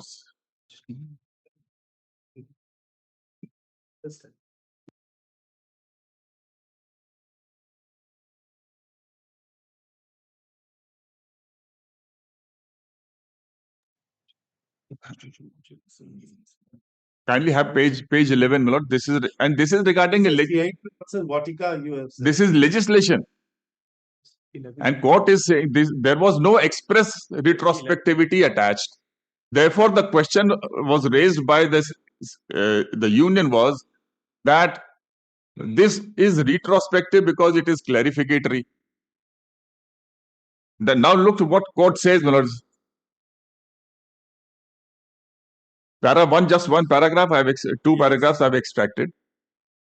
Of the various rules guiding how a legislation has to be interpreted, one established rule is that unless a contrary intention appears, a legislation is presumed to be intended to have a retrospective operation. The idea behind the rule is that a current law should govern current activities. That is the golden principle. True. Law passed today cannot apply to the events of the past. If we do something today, we do it keeping in view the law of today and in force and not tomorrow's backward adjustment of it. Our belief in the nature of law is founded on the bedrock that every human being is entitled to arrange his affairs by relying on the existing law and should not find that his plans have been More sound principles in 1991 judgment. Yes, Arivandam of the Supreme Court. Because when the Benami Transaction and Prohibition Act of Yes. 1989 was introduced, then in Mithilesh Kumari's judgment, the Supreme Court has made it a retroactive in operation, not retrospective, retroactive in operation. Hmm. And then the argument was advanced that you can't operate a particular provisions or the act from a retroactive or retrospective if the consequences are provided, which includes a criminality of the consequences. Secondly, the principle was that since it was permissible under the earlier act, Benami Transaction Act of 1948 or something, then any act which has already been done, you cannot revert it back and say that all acts have become redundant or illegal. So that is what it says, that it really takes care of the present scenario. What is the law? The present activities, the act which has been done in presently, that cannot be rendered by virtue of a future legislation That's right. unless there is an express intention To go back. operate it.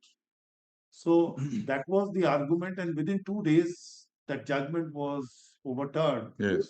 And the court held no, it is prospective in nature. That's right. Cannot That's- be. And this is what the entire language was borrowed from 1990 That's right. judgment. Absolutely. A Then person decides his present affairs Yes.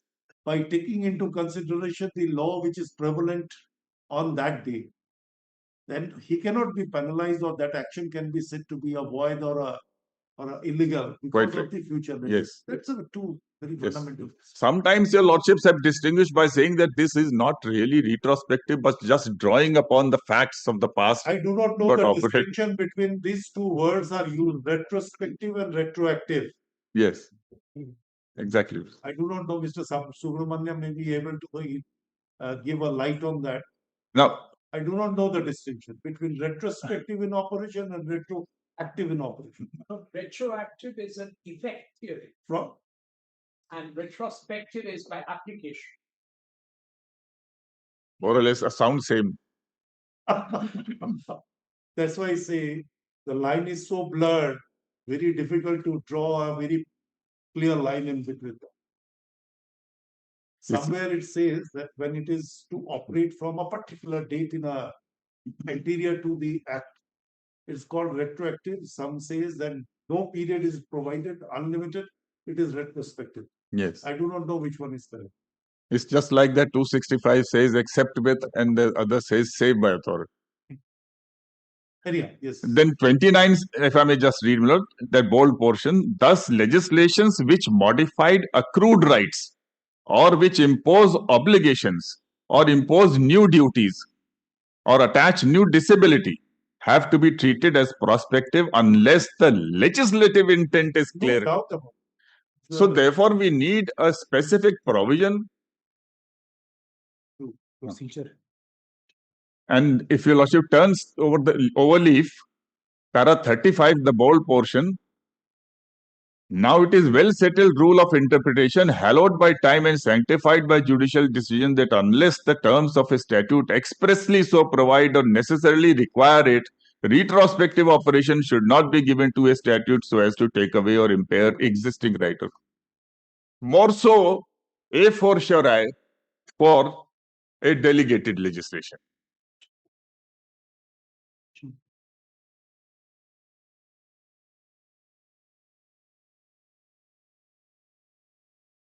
Executive yet without any specific authority support of ये executive नहीं है, executive legislation.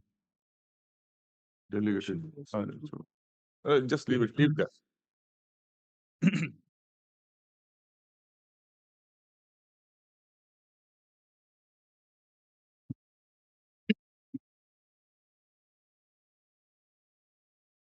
That submission.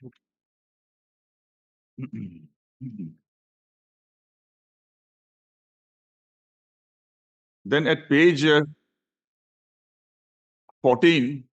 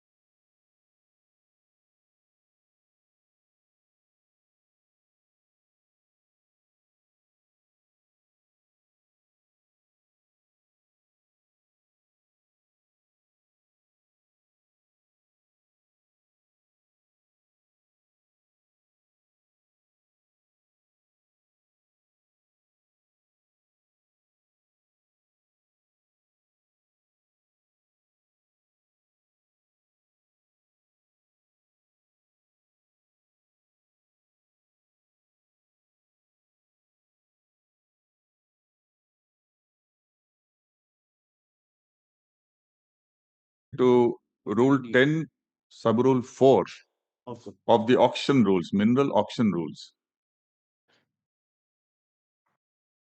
rule 487. In your Lordship's Bear Act, my lord, it will be I have. Rule 10, Sub-Rule 4.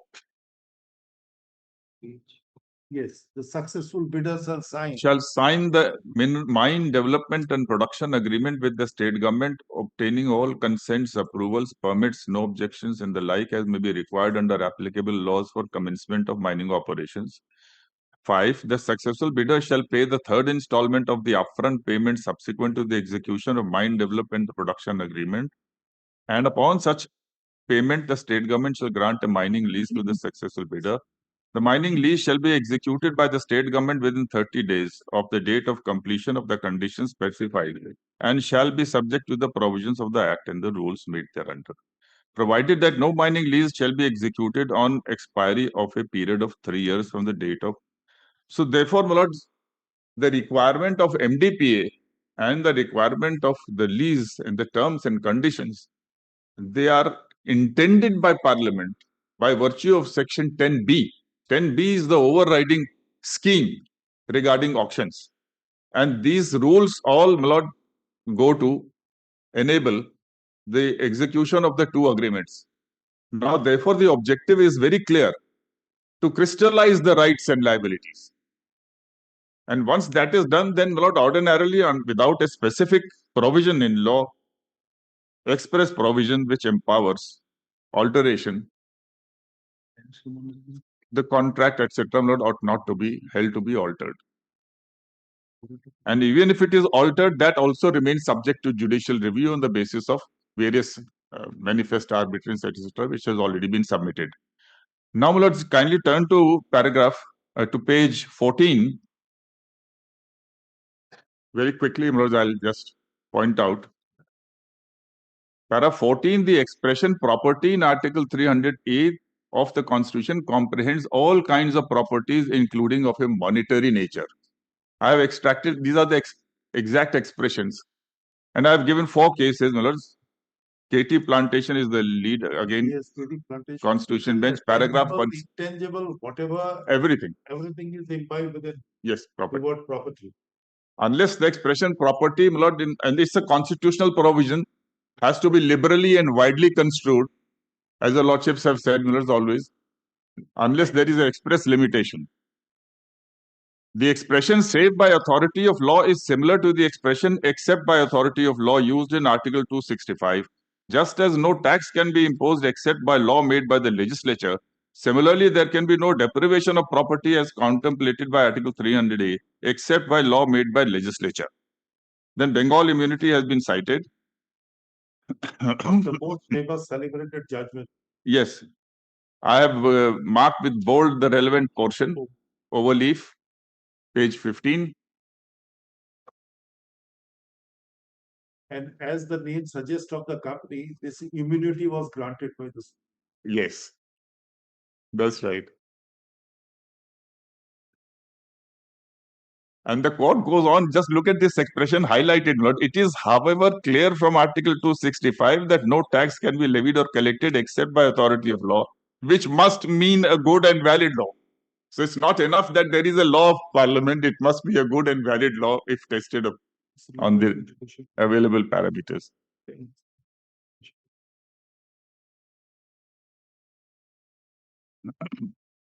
Then next page, is paragraph page 16. Mineral area development.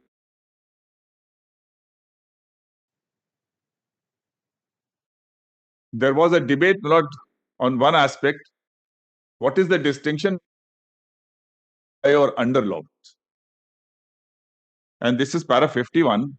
The Constitution deploys 3 expressions to signify the manner in which the legislative power could be exercised by Parliament, declared by or under law, and declared by Parliament by law, and imposed by Parliament by law. The difference in the character of these provisions can be gathered from the Constitution's 7th Amendment, which substituted the expression declared by Parliament by law with declared by or under law made by Parliament in entry 67. The object of the amendment was to enable the delegate under the statute to make the required declaration. The expression by law means that the legislative power should be effectuated through the provisions of a statute. In comparison, by or under law means that legislative intent could be effectuated either through the provisions of the statute or by any subordinate authority vested with the authorities in their behalf by the statute. And similarly, the next judgment also is also to the same effect. So therefore, when Article 300A says, save by authority of law, it's not says law by under a law. Otherwise, by rules, notifications, taxation, etc., everything would be permissible. Any property can be taken. But yes, there is a Land Acquisition Act, then Section 4 empowers expressly, then notifications come. By virtue of a Statute. eminent domain Yes. concept. That's right. Always impressed by the state, which has now been eroded by 2013 Act. Yes.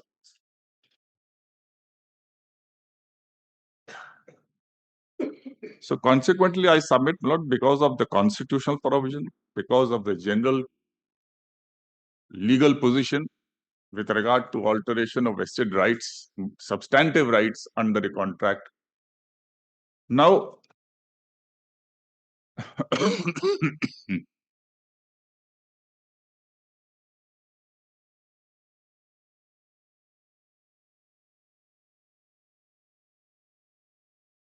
can I continue after lunch, first? Huh? Just to You want some gasping yes, period. But I thought I must add one thing that my learned friend Mr. Dwivedi can consider it. That subsection 3, which uses the words, but not in that notification. I just wanted my learned friend to consider when it says the opening words are without prejudice to the effect of the amendments made by this act. Is it the context of possibly section 6A of the General Clauses Act, which means that even when an amending act is repealed, Is a saving and the repeal clause. correct, Is but of certain the acts. amendment effected, that is not the print which is inked. That saves the That's actions taken that's during the- that period. I was Substance. I was discussing with my brother the contention of Mr. Dwivedi, if it is accepted, that what he intended is that it was I would say the transitional provision or a temporary provision for a period of 60 days. Simultaneously, there has been an amendment in section 13 also, where clause AA was also introduced, which talks about 4B. And apropos that particular provision, this 12 or other provisions have been incorporated. Now, the difficult situation is, if it is accepted, then all those amendments which are prima facie have I would say, the perennial in nature, those would automatically be effaced from the book. I think I have to think about it and ponder upon it. 6 capital A of the General Clauses Act. I'm referring to 6 capital A. I know That's so once an amendment is done, it is done.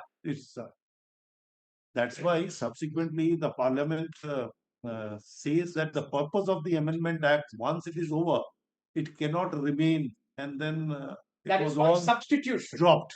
That's right. But that's why one of the there is another principle which my learned friend must be aware, my lords, that General Clauses Act provides for a saving mechanism, but it is open to the Parliament, my lord, by law to have a different kind of saving mechanism. So what we are required to interpret is section 1(3) as it stands. What is the meaning of in effect? Every statute? Yes. I think this section 6 or the 6A of the General Clauses Act is borrowed. If Parliament doesn't, just to save the pending proceedings, just to save the pending. Sometimes they adopt section 6, or sometimes not. They depart from it and deviate from it also. So we'll place cases if required, not on that also. Very rarely I find a statute contains only the repeal provision, that the act is repealed without saving any. Generally, sometimes they say, Lord, sometimes they say, except with respect to things done. That also the saving clause that really is. So it all depends upon what the Parliament is doing here. Obvious. Legislative power remain with them. Yes.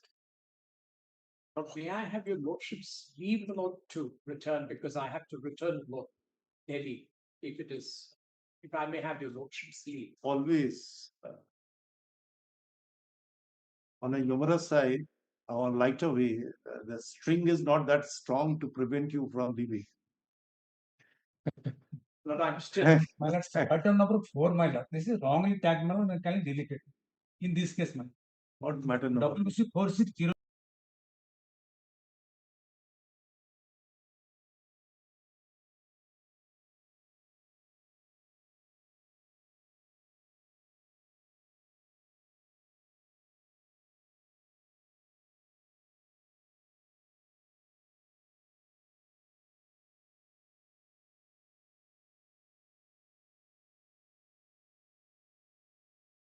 No order, my lord. I have wrongly tagged. It was wrongly tagged. Wrongly tagged. That's a yesterday also submitted that it is wrongly tagged. Delete it. Yes. My lord, may I request?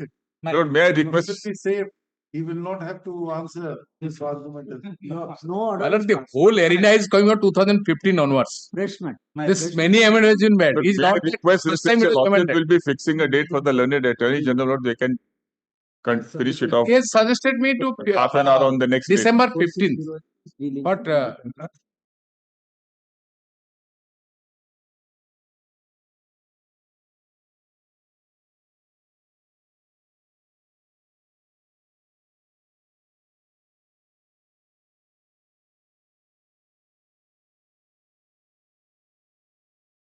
no virus. Only- This is the whole issue here. I was just talking to my brother on the other day, and your position of law and its nuances, its interpretative aspect is to become, then is coming, and it's really giving a mind churning the things and energize both of us. Apart from this, why I am paying for 15th? Because in the meanwhile, this pleading should complete. Many of the matters were not complete the pleading also. Core question of law. Apart from the, as far as the virus is concerned. They are attacking your authority to charge a single penny on such account. If the authority is upheld, definitely Other thing will calculation has to be done by you in according to accordance with. If the part of the authority state, there will be a care. Yes. is not Yes, there sir. or It's is true. not found, then every bit of it will go. Okay.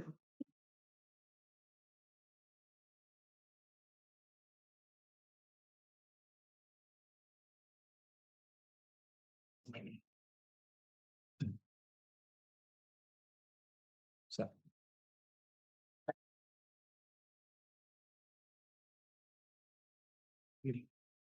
Sir, your matters.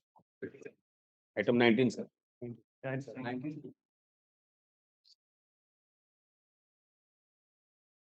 As I need not repeat for your lordships that the interim order of my lords captured all the salient points and gave a reasoned order as to why an interim order should issue. It is only fair and correct that that parity is followed in this case, especially after your lordship's repeated oral observations. A trading license is stopped. Nobody served any purpose. It's a continuance of an old system. I'm not asking for a new. What will be cleared and go into a sponge iron plant is happening for years. It is earning them revenue. But if I'm permitted to use a word of Malas, there's some cussed behavior, Malas, that they don't want me to clear it. Yes. And there are no coercive orders in other matters. Then in our matter, in my own matter earlier, then in this reasoned order. So Lordship is only following the order. The Lordship is not even doing anything new broadly. No. Coercive step is one thing. Yes. You wanted something more. That Well, it was understood. Well, actually, in a way, if you're there's no point arguing over this and coming again, which is why. Otherwise, your Lordship saying no coercive steps means they cannot issue, they cannot stop me from trading licenses for purchase. If you say coercive steps and they stop me, that's actually a contempt. yes. Mr. Maharana?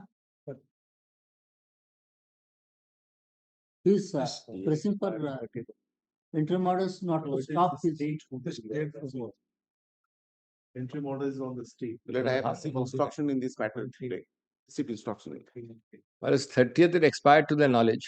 We are 21 days down. Each day is 1.39 crores. No, what That they're saying? trading license. No, what they're saying. What they're saying. What is this? What is this? Can we have a copy? How does she use silver? Let's see, see last part. The second page, last paragraph.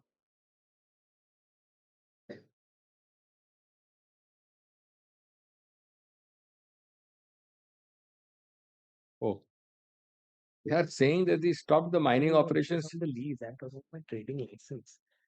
This is a separate writ on surrender. We are not talking of this. Wait, last para. Where is the question of me stopping and surrendering this? You have surrendered the lease. Yes, an application for surrender. I made an application for surrender, which is a subject matter of a separate proceeding which they are not agreeing to. It has nothing to do with a continuing trading license. Trading license, nothing to do with this. Your Lordship knows under the Act there is a provision for surrender. You can surrender because what is happening is safety concerns have reduced the output each time. So you can apply, it goes through a long process. They are refusing. It's gone in a trading license. Right? You cannot, if you have decided not to. No, there are stocks there. Stocks plus little production is happening. That application was surrendered, not the same as surrender. My lord is being told as if I surrendered and I walked away. I can't. There is both stocks and current operation. Once they have decided to surrender the license, then what the trade license, I'm putting it to myself. Unless you allow the surrender to happen. You can't have it both ways. Because then under the statutory, that's liability. They have to go on meeting that production aspect as well as to dispatch. Both. Surrender of a lease. Otherwise, you will definitely impose some conditions on. If it is the case that the moment they applied for surrender, it will be a deemed surrender, no problem. Then you are correct. Then you are correct. Release. This is a release. But this requires a permission from you. Surrender? Yes, ma'am. Surrender requires a permission. Unless you grant them, they have to continue and they have to meet those statutory requirements of production and the dispatch. Let me make one thing simpler. Your Lordship has passed unreasoned orders also, not so detailed reason on no coercive steps. If it satisfies them, pass that order. They will not be able to. That is enough. They cannot have this coercive step not allowed. That order already has passed. No, not in my case. We are doing that. No coercive steps. That's till the next. Obliged. Same order as it was passed in the earlier. Only one paragraph you added. The matter is taken up. Lordship for final disposal.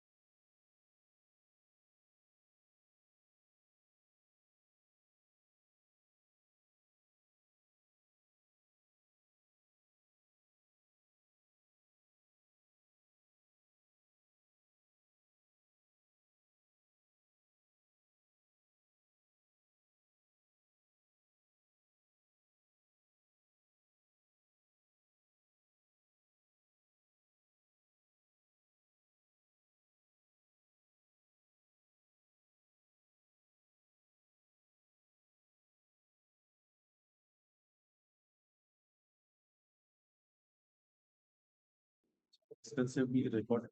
You record and then add these two together. May I pray, my lord, the next day to be 15th.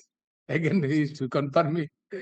Because tell you that's a last week of it's an interesting legal point that has been yes. That part I already conveyed them. Yes, about this argument of all these three senior counsels. Yes. More shocking and more interesting point was taken by Mr. Dubey. Yes. 60 days. Anyhow, I will not, I do not want to disclose my mind. That's true, but What is the law on that subject? once again, I'm Anyhow, clarifying, my lord. Once he has flagged, let us hear how far he can sustain his argument is. There might be some reason why I didn't raise it first. My lord, because the interim order is there, let's say 15th is fine, my lord. I don't think that any inconvenience. Consider 28, your lordship. 28 of November. We wanted a shorter time. If you want, we can do it, but that's why just we do not want to keep it because sometimes some points we miss. That's why I'm paying your lordship for. And I have a very bad habit of not taking any notes. I believe my lord is keeping everything in stock and it will be True. finished. There's a saying, memory died the day pen and paper were invented. Oh.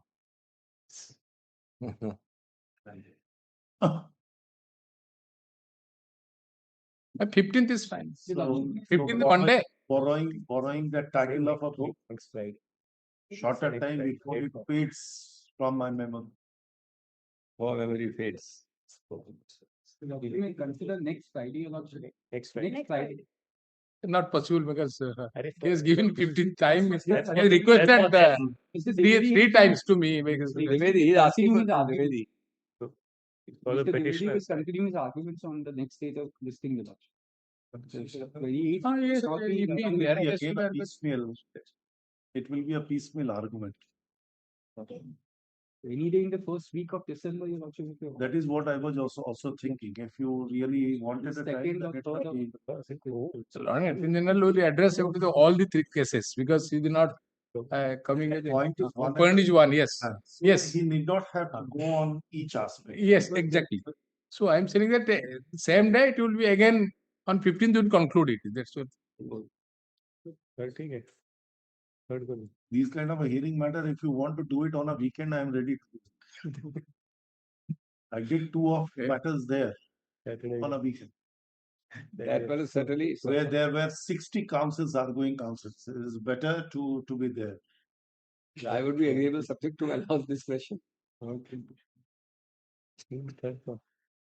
the difficulty which we all the seniors were will be facing by there after was that some councils who is already engaged in another court, the accommodation on their behalf was sought. So we decided to have it on a weekend so that nobody is busy in another court. So everybody will be there. It is very difficult for us.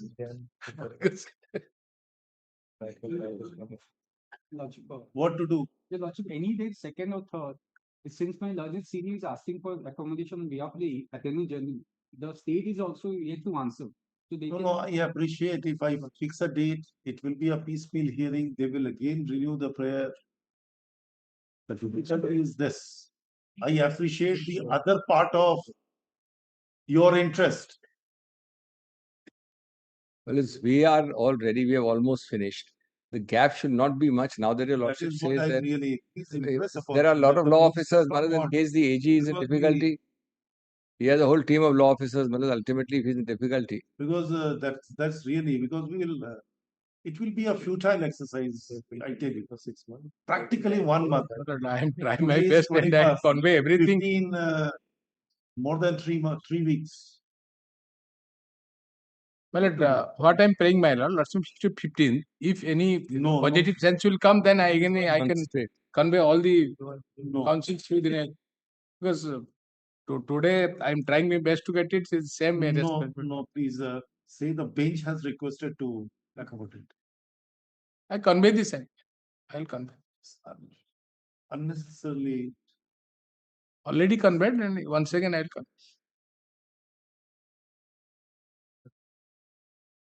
Give a date somewhere in the first week. What more? December.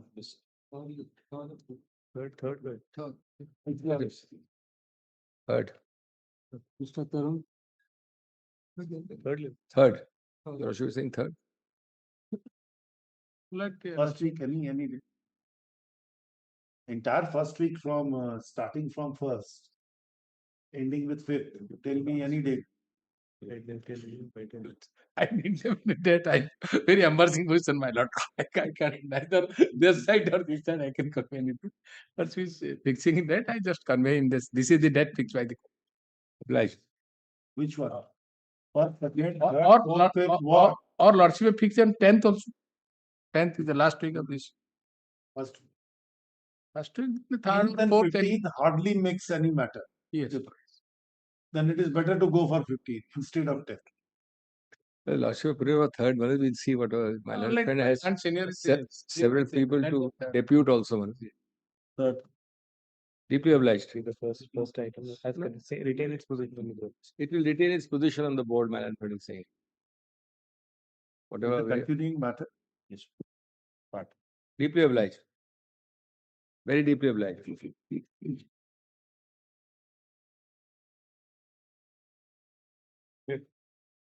let's call the next. Yes, so submission item number 1.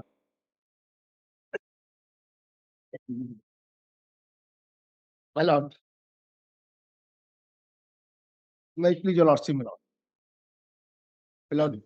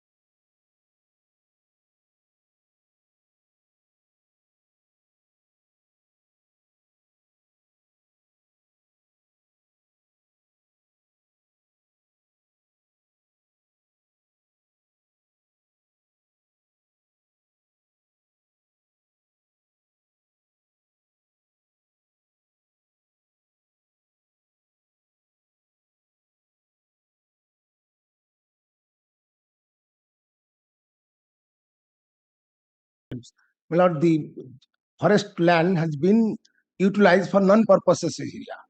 And my lord, the annexure 1 series would go to show, my lord, the first large scale of forest land has been converted to non-forest purposes. I made a representation to the opposite party, annexure 3. My lord. Why you are making it? Any proceeding is initiated for deforestation or what?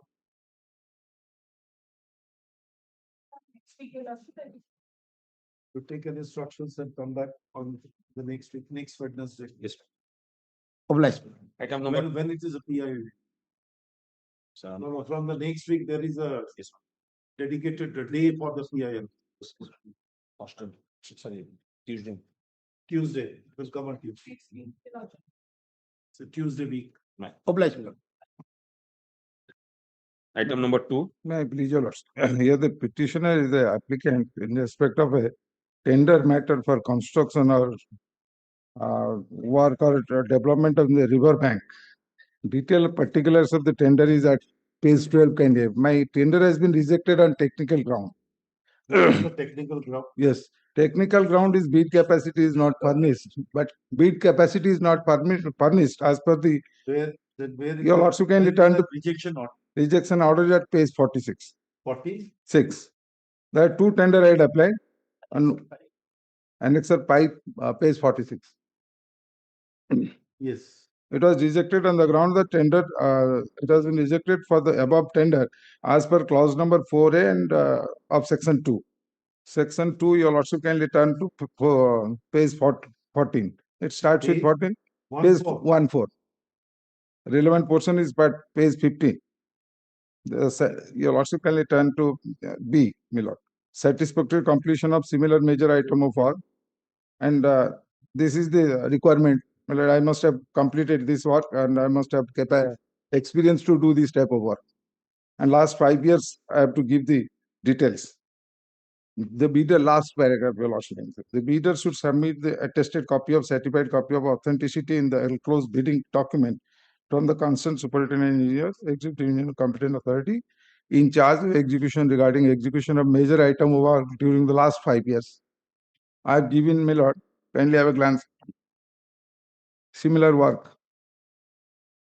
He is a A-class contract. That is a B, sir. They have not taken A, B. yes, madam. Yes, madam. It talks about A. that the bid capacity has to be calculated. The formula is given. Yes, madam. That is a formula they have put. The formula.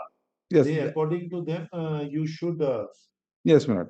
I have given, my lord. Kindly have a glance to page. Bid capacity I have given page.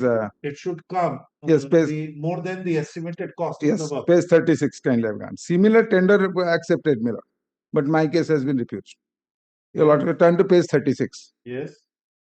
This is the work, my lord. 15.75 crores work in my hand and said that. No. It is not.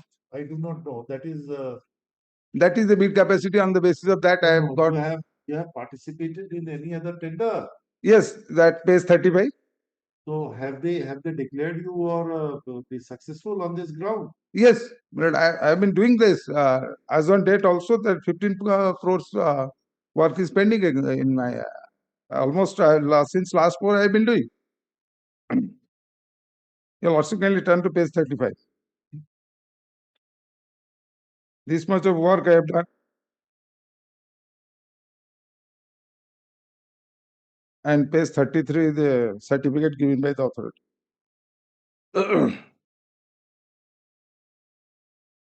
And similar tender paper was accepted at page annex 6, your lordship. So this is, I just wanted to know simultaneously, where is the page? At the court tender, my lord. Page 35, your lordship.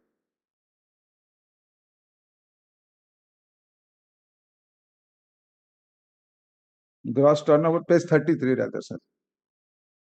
Page 33. Financial and 2019-20 to 23-24 I have given in details. Gross turnover and receipt I have received. No, this is the chartered accountant who has done it. Yes. I do not want. I just wanted to know that you are an A-class contractor. Yes. Must be participating in many tenders. Yes, ma'am. Now, in one of the tender, you have been qualified.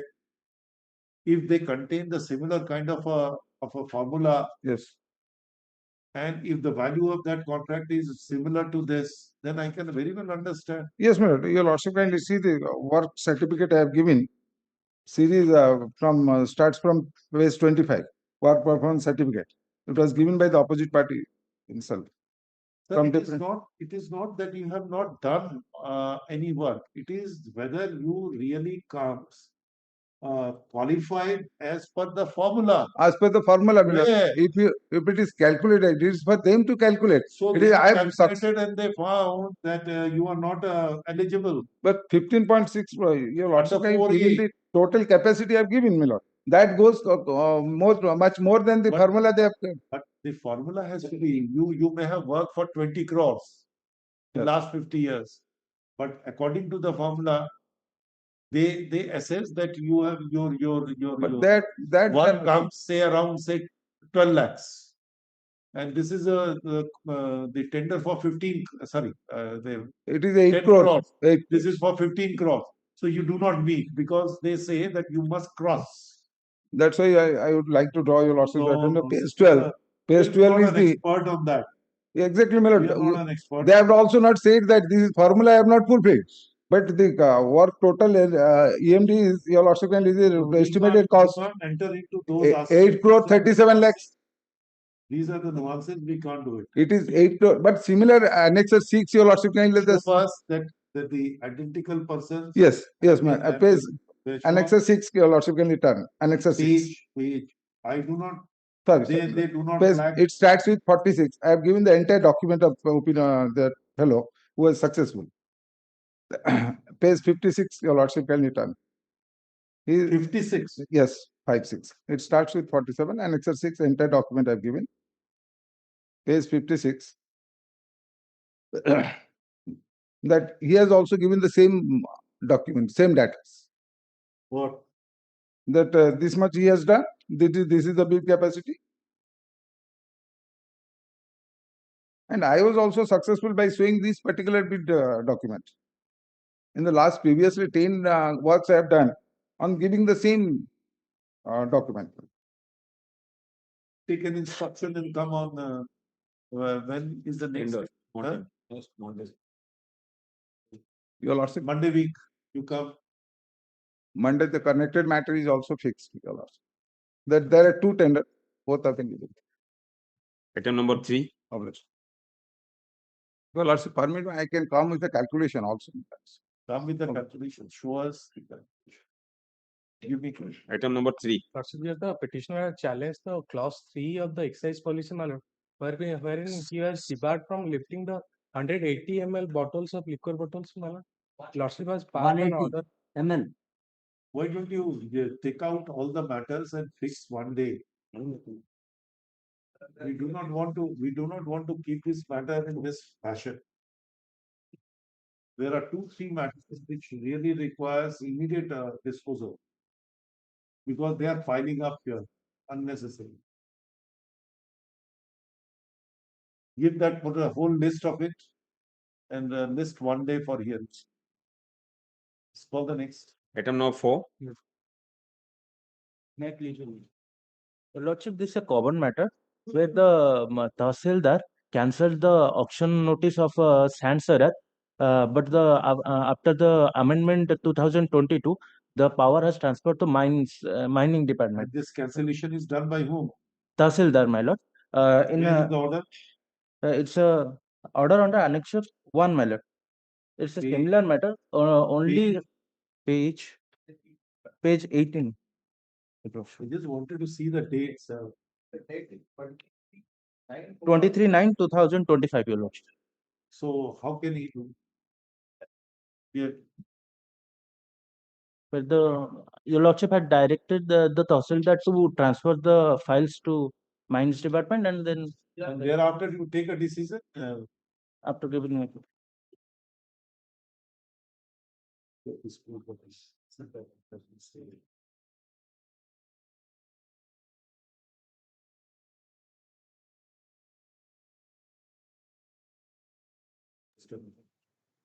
This next. Item 5. Item 5, your lordship, the second round of litigation, your lordships have protected us. The earlier order, your lordships, is fine. Yes. At Annexure 12, page 782. Page 782. We had made out a ground that the ground on which they have rejected us does not find place in the clause.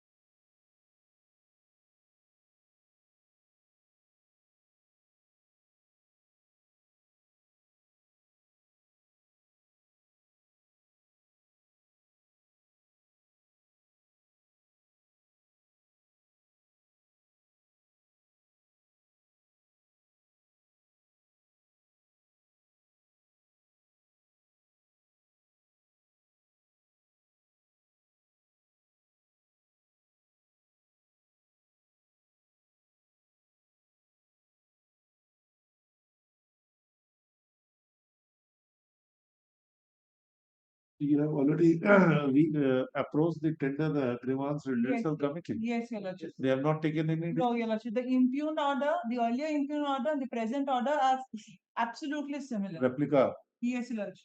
Page 781, Your Lordship, will find the How can earlier. it be?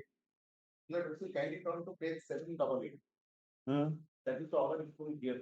Yes. May, the tender, even tenders are coming, the balancing of the irrigation for Odisha for not for this, the requirement of expenses of critical nature of requirement.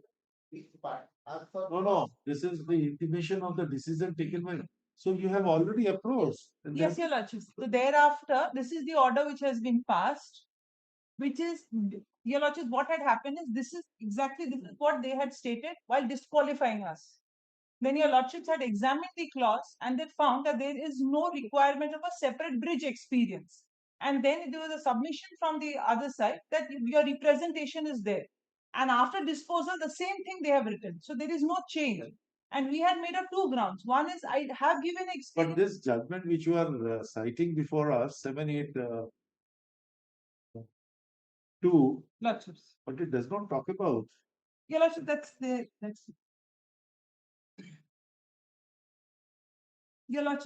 your Lordships had seen the clause. And Your Lordships had also, Your Lordship will see page 783. No, that is the submission. Lordships. Your Lordships had examined because they submitted this, that, there is a clause that you make a representation. No, that was your submission. Lordship. If Your Lordships, I'll show the clause also in the present tender. And I think I can make out my case anyways also.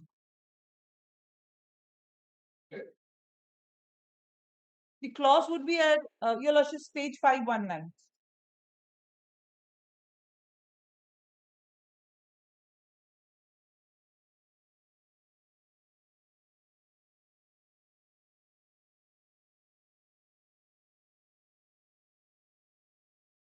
So you are challenging that decision of the tender. Now we are challenging that. Your Lordships will find the earlier order also similarly worded. There is no change. The earlier order was at 781, page 781.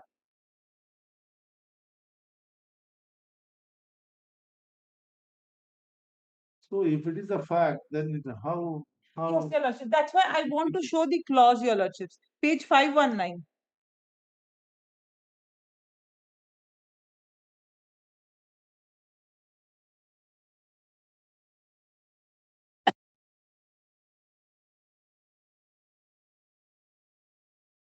Your Lordships.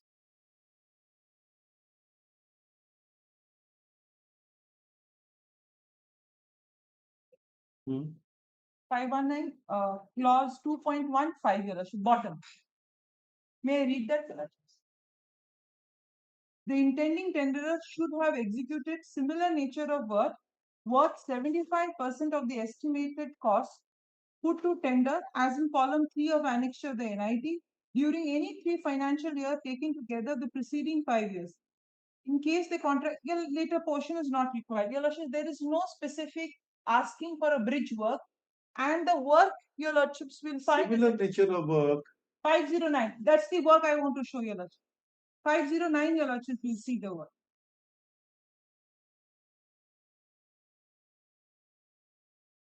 Yes. Construction of road from Bakuli to Odepar via Pasarapur, Kalguda road under CUV.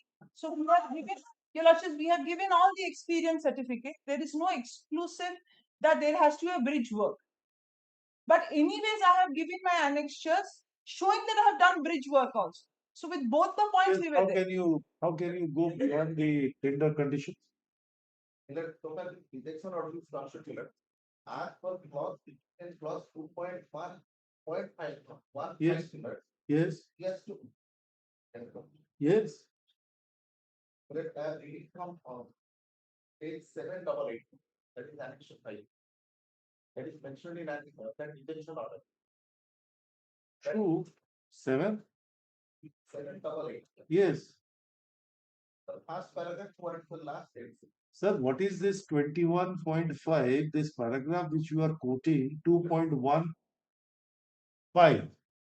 Please come to 2.15, what it talks about. You are taking advantage of this. Come to page 519, which contains 2.1. Come.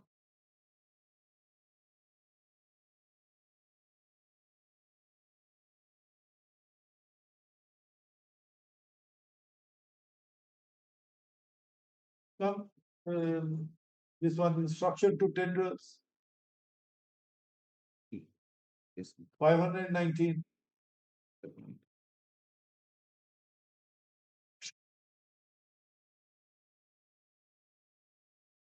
Yes. Yes. 2.1, then 5. Yes. Says the intending tender should have executed similar nature of work. What 75% of the estimated cost put to the tender during the last 3 financial year taken together of a last preceding 5 years. You have not defined the similar nature. Have you said the bridge works? And then she has invited our attention to 509, the tender document for which Millet, if it is uploaded, Millet, that would have been considered, Millet. But as the rejection order shows that, Millet, that was not properly uploaded.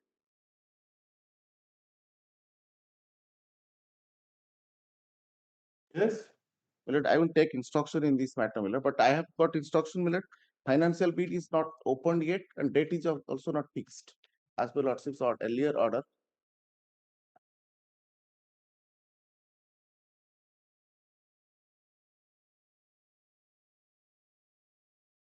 anyhow, the challenge is made to a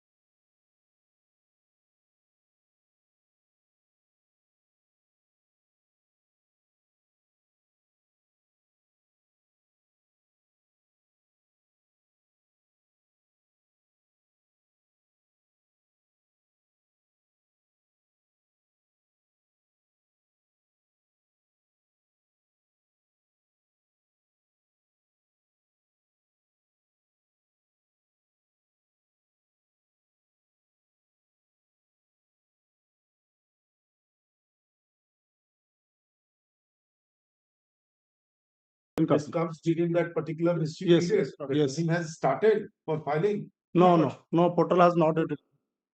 Portal is not working till date. Portal is working, but for that particular limited period, the different time No. slots have been given. Not Not yes. You are not yet given. No, portal is started, but it is when it is not within the time frame. Time has not. Yes. Item 9. So this is one of the income taxes 148 days. They have challenged that. Yes. Both the matters. So the second matter is some different is there. In that case, already they have assessed me on 2023 148 order and dropped the proceeding. Now again initiated for self-sum period and self-sum amount. Your Lordship, I have already sent for the instruction. Let me give 3 weeks time to get the instruction from the department regarding this. I have already talked with the assistant deputy commissioner also. Already they have dropped. To verify the matter. And see that he is not put in trouble. He is on the second man. Because they have issued a notice for proceeding. Oh, I understand. They will take care of it. Item 10. Both the matters similar. Both the matters that is 148. So that is the cover matter, RC cancellation matter. RC cancels. Yes. Item 11.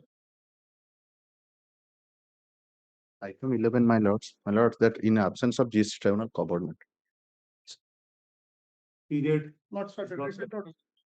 Next. Grateful, lords. Item 12. Millards, item 12, Millards, I appear for the petitioner, Millards. Millards, I have a very limited request, Millards, today.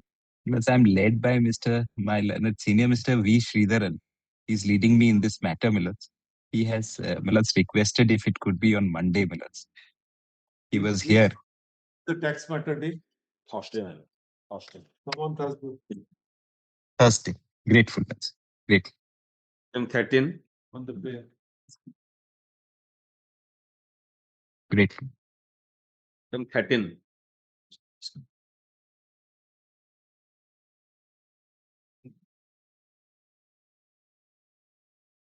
May please, Lordship, in this matter, I have challenged and the rejection of my application for condonation of delay to file return of income tax, Lordship, and the limit is there. you have 5 years. The Commissioner of Appeal has the limitation of 5 years to condone the delay, and provided genuine reason is there. And I have already. You have gone beyond 5 years. No. Recent. You said the condonation. Yes. Because the last date of the filing of return was 11th of November this year, let's say. And the power of condonation under delay is with section 220. 119 subsection 2 clause B, let's say. B. So have you given the sufficient cause? Yes, let's say. That is annexure 1 and page 13, let's say. And after requiring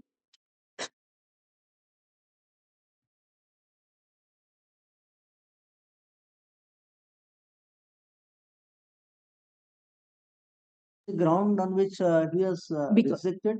He rejected page 38, let's say. Page number 38. 38. Only because that no plausible explanation is there. And the last line is. He was not satisfied with your explanation. Yes. Explanation which. You let's say whatever document they have required, I have submitted. That is at annexure. That is at page 22. Let's say. To delay, you have to furnish the sufficient cause. Yes, let's say. What is that? That is the absence of the resignation of my accountants, and that is a clause. So he says that you have not furnished any evidence. Yes, I have produced the affidavit. Yes, let's say. He's saying that no affidavit. No evidence is. No evidence was given. While I have given the affidavit. That. Yes. My genuine reason not to non-filing of return, but that prevented. They have required the affidavit, and I have filed the affidavit. Say everything. And pursuant to that, also our High Court's order.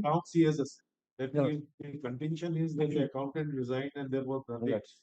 In paragraph, in a preceding paragraph, they have said that this accountant really completed all the accounting purpose, all the accounting things, and it was ready for being filed. But because of the resignation, could not be. Then the authority said that once it was ready, even if the accountant was not there, what was the difficulty in filing in a physical form? First. Second ground says that they have appointed a new accountant in the month of January. He says you have not disclosed the date on which you have appointed in January. That is Another thing, Too technical, another thing, technical approach for continuation. it was a loss of 63 lakhs somehow. Maybe They have to produce some evidence regarding this for loss. condonation, no. For justification, they have to. They will produce. For condonation, why not? In condonation, there is a clause, Your Lordship. They have to verify the details. If they will be satisfied, they'll consider. Condonation. So what's the clause? I do not find there Mr. Mr. Kedia, I think we have delivered one judgment. Yeah, let's. yes, yes. Lengthy judgment. Yeah, let's. Where in I have given. shows the act. That is one judgment is I have given. I have already given to my learned friend. No, show me the section. 119 subsection 2. We have rendered one. Yes, is that one? Under Yes. 119. Yes, that's it. That is not. We Yes, have it was there. This bench. It was there. Which one? 119 subsection 2. 2 and B. Clause B. Clause B. 2 clause B. Yes.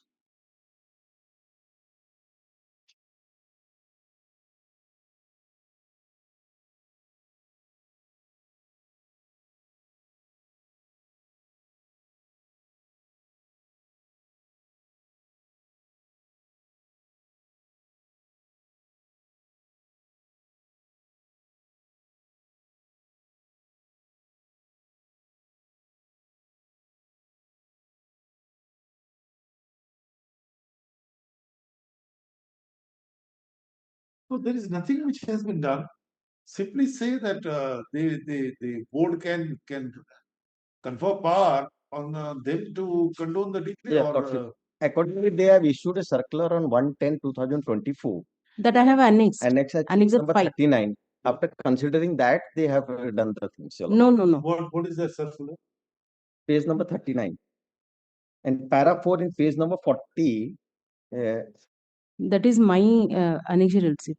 They have issued the order under section circular 9 of 2015.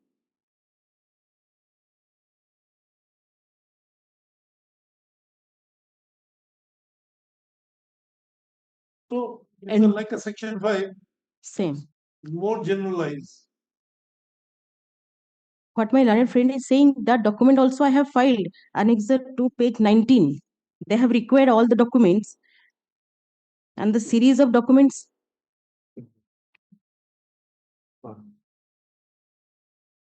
Lordship, another thing, in the prayer clause, it should be annexure 6 instead of annexure 5. It has been written in the read copy. That is annexure 6. Yes, so reject defective petition.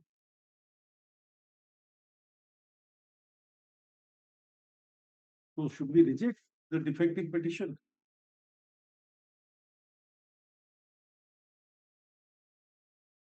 You are challenging annexure 5.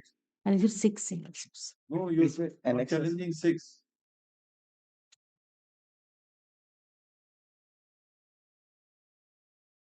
Yes, madam. Yeah. Tell us. It can be allowed. I will have replied. I may be permitted to correct. Whatever, it's my duty to observe and tell a lot.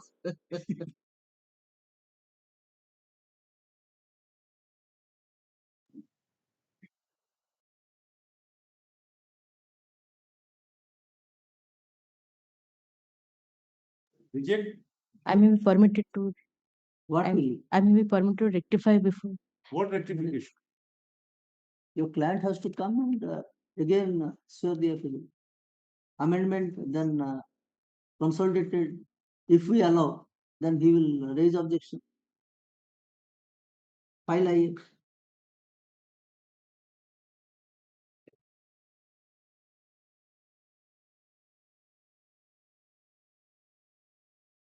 No.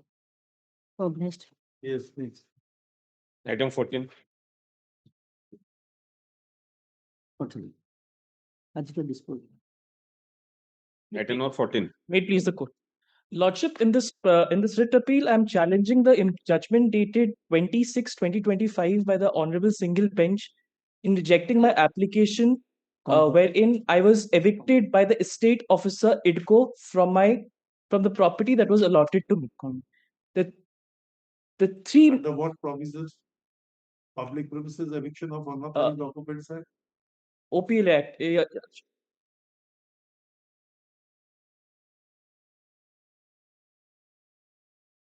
The grounds of Just tell me under what act? OPL Act, Your Lordship. I was evicted under the OPL Act, Odisha Public Premises Eviction of Unauthorized Occupants Act 1970. Which is the Public Premises Eviction of Unauthorized Occupants Act. Yes, Your Lordship. I was evicted. Section 4 notice was given to you. Yes, sir. Notice was given to me by the state officer. By the state officer, Your Lordship. Did you file an appeal under Section 9? I filed an appeal under Section 9 before the managing director. The provisions of the IDCO Act provides that an appeal has to be filed before the managing director. Now, without dismissing my appeal before the managing director, they proceeded with the eviction proceedings before the. Was there any stay obtained from the appellate court or appellate authority? There was a stay before by this honorable court from 2020 since the filing of the writ till the dismissal. There was a stay in the writ, Your Lordship. So how they have acted in defiance of the stay order? No, Your Lordship. I have been. The writ petition was challenging the order of the estate officer in evicting me. I had filed the writ petition challenging the order of the estate officer in evicting me. You did not file appeal? No, Your Lordship. Say that. I did not file an appeal. I came directly in a writ. Now, this writ petition was dismissed primarily on 3 grounds. That first, the allotment was accepted and was governed by as is, where is basis. So, since I had accepted the allotment, therefore, I did not have a claim to say that the land was underdeveloped. In this particular case, No, it is not this act. Odisha public premises eviction of unauthorized occupants. Occupants Act. So the fact remains, Your Lordship, the entire drainage of the area passed through my plot. So I gave them multiple representations and multiple requests. You were permitted to occupy the property. Yes, Your Lordship. Correct. By a public undertaking. Yes, Your Lordship. Now they terminated your authority. Yes, Your Lordship. What right you have? Your Lordship, my only right comes from the IDCO Act. I accept the fact that I had accepted the plot on as is, where is basis. But now the question of development of that said plot is on the IDCO primarily, Your Lordship. This is, if I may take Your Lordships through, the functions of the corporation shall be, Section 14, the functions of the corporation shall be provide or cause to be provided amenities and common facilities in industrial estates and industrial areas and construct and maintain or cause to be maintained works and buildings thereof. Now, the definition of amenities under the said act includes amenity includes road, railway siding, airstrip, warehousing, supply of water or electricity, street lighting, drainage, sewerage, conservancy on such other conveniences as the state government may by notification specify. Now, in my case, Your Lordship, the entire drainage of the area passed through my plot. So, as a result of which, there could be no development on the said plot. I had approached the IDCO for setting up a cold storage unit. So, a cold storage unit, the functions remains to store of food. So, it would have been unhealthy and unhygienic. As a result of which, I could not develop my property. As I could not develop my property, the IDCO in 2000 the estate officer passed an order of eviction against me. Challenging the said order of eviction, I approached this honorable court, wherein the honorable court rejected my prayer, and primarily on 3 grounds. The first was that the allotment in question was governed by as is where is basis. Second, that the lack of infrastructure was Yes, continue. Was a belated justification, and the development work by IDCO cannot be used retrospectively to justify the petitioner's inaction. Now, Your Lordship, the first instance of me as to the question of allotment as is where is basis, I accept the fact that I accepted the plot in as is where is basis. However, the development of that said plot relies on the opposite party IDCO.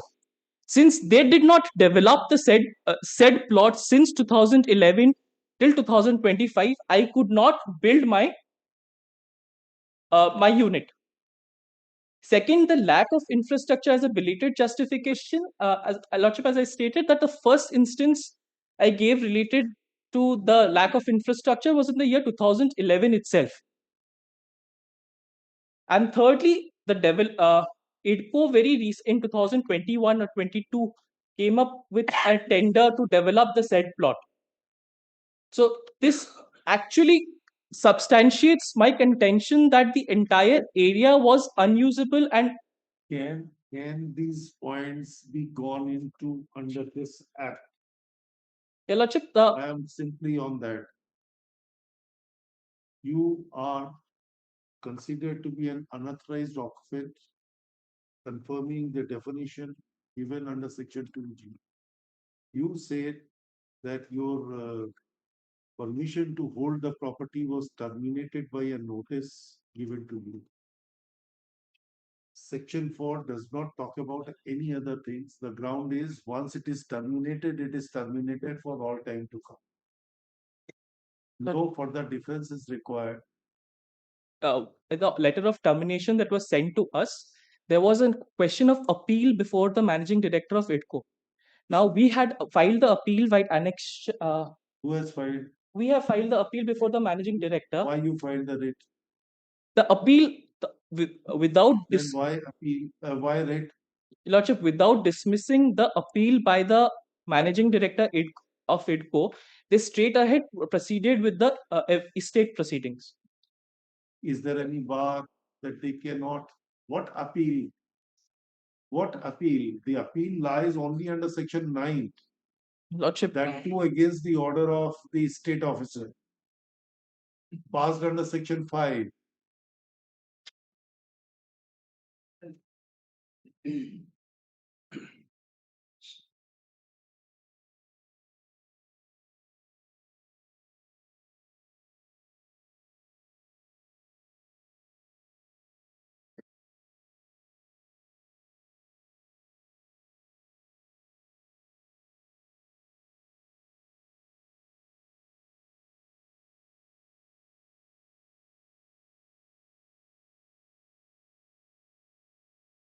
Lordship, there is the original letter which was sent by the IDCO cancelling my allotment.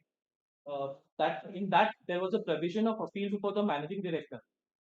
There was a provision of appeal before the managing director. It is against the order of the state officer under Section 5. Your Lordship, the order of the estate officer comes later, Your Lordship.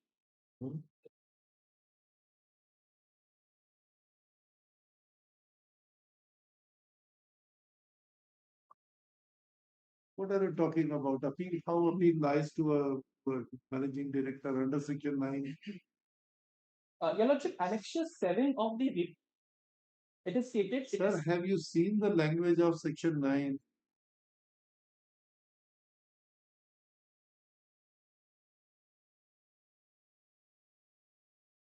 Yes, Your Lordship, please. Have you seen? Yes, Your Lordship. What is the language? An appeal shall lie from every order of the estate officer. Correct. So first thing is there must be an order of the state officer. And then under what provision that order should be? Your Lordship, before I answer that, Your Lordship. Order made under Section.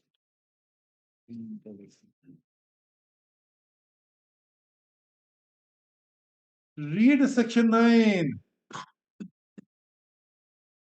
Section 4A. 4A, which says the stay of construction. Your case is not that. No, Lord. Then come. Then Section 4A. Section 5, Your Lordship. Section 5 is the eviction order. You said the eviction order was not passed. It was only the notice which was given to you.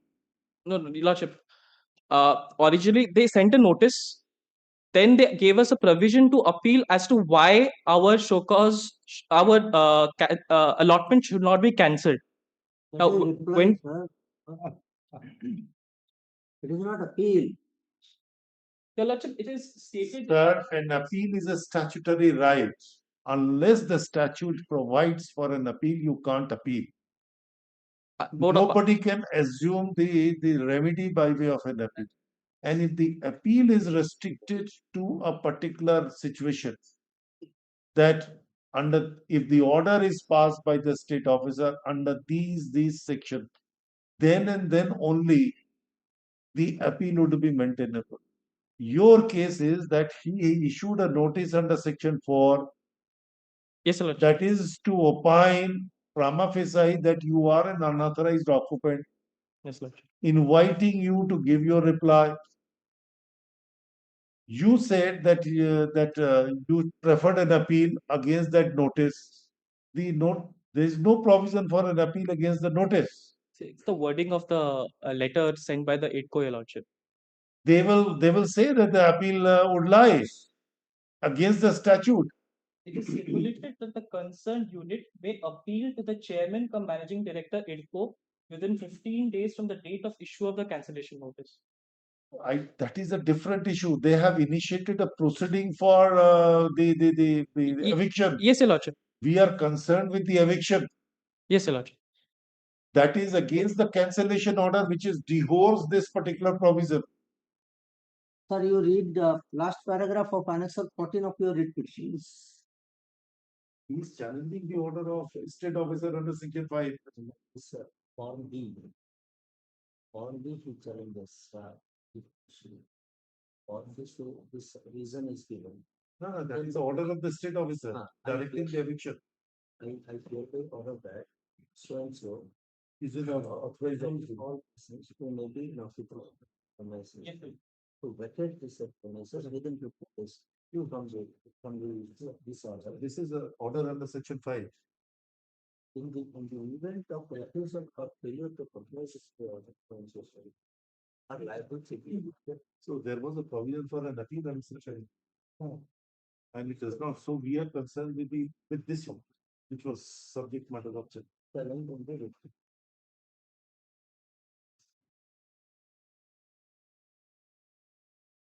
Your Lordship, my primary contention is this. Firstly, they have violated a natural justice principle by not disposing of the reply to the show cause, or if Your Lordship permits me, the appeal that was. What are you talking about? Section 3 notice was served on you after the cancellation order.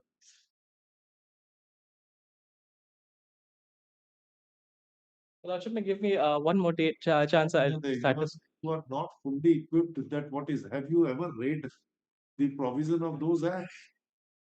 I've not the OPLA Act, Your Lordship. I've gone through the AIDCO Act, the basis of the. Have you gone through the judgments of the courts, Supreme Court?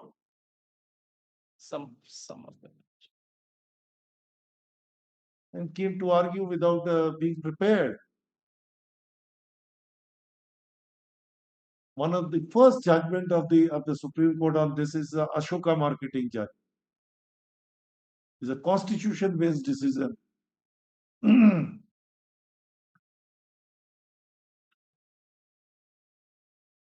it is a Kaisare Hen judgment of the Supreme Court. Then the third is the recent judgment is of Subhas Propane. And the classical old judgment, if you want, that is an AIR 1968 Supreme Court, sorry, Calcutta, page 1 or 5.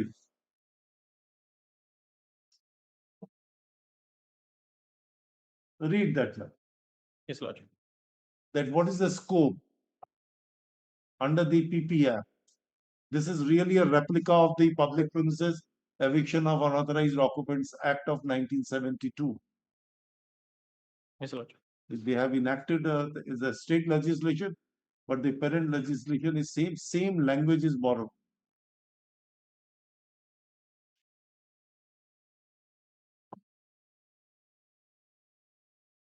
Give them the next week. Next week. Cannot do it in this way. Item 15.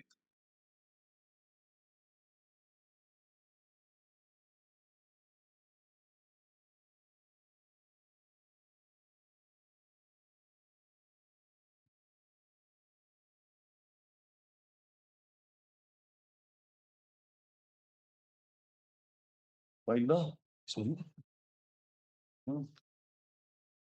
Yes.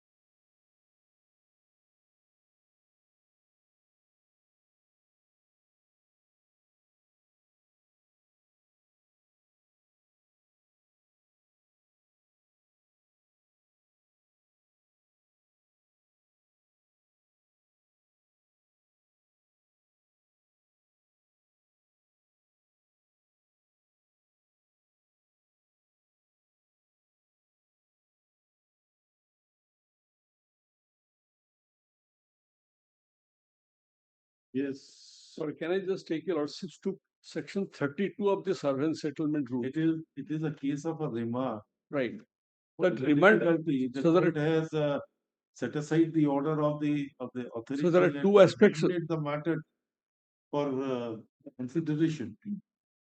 Your grounds is that when all the materials were before you, why you did not decide the things on merit?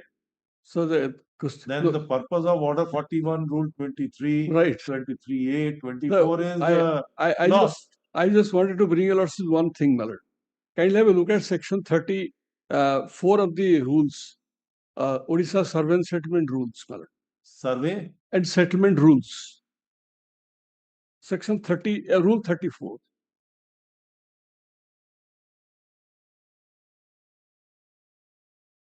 Odisha Survey and Settlement. Odisha Survey and Settlement Rules, 1962. Which rule? 34, my lord. Yes. Rules. They got it.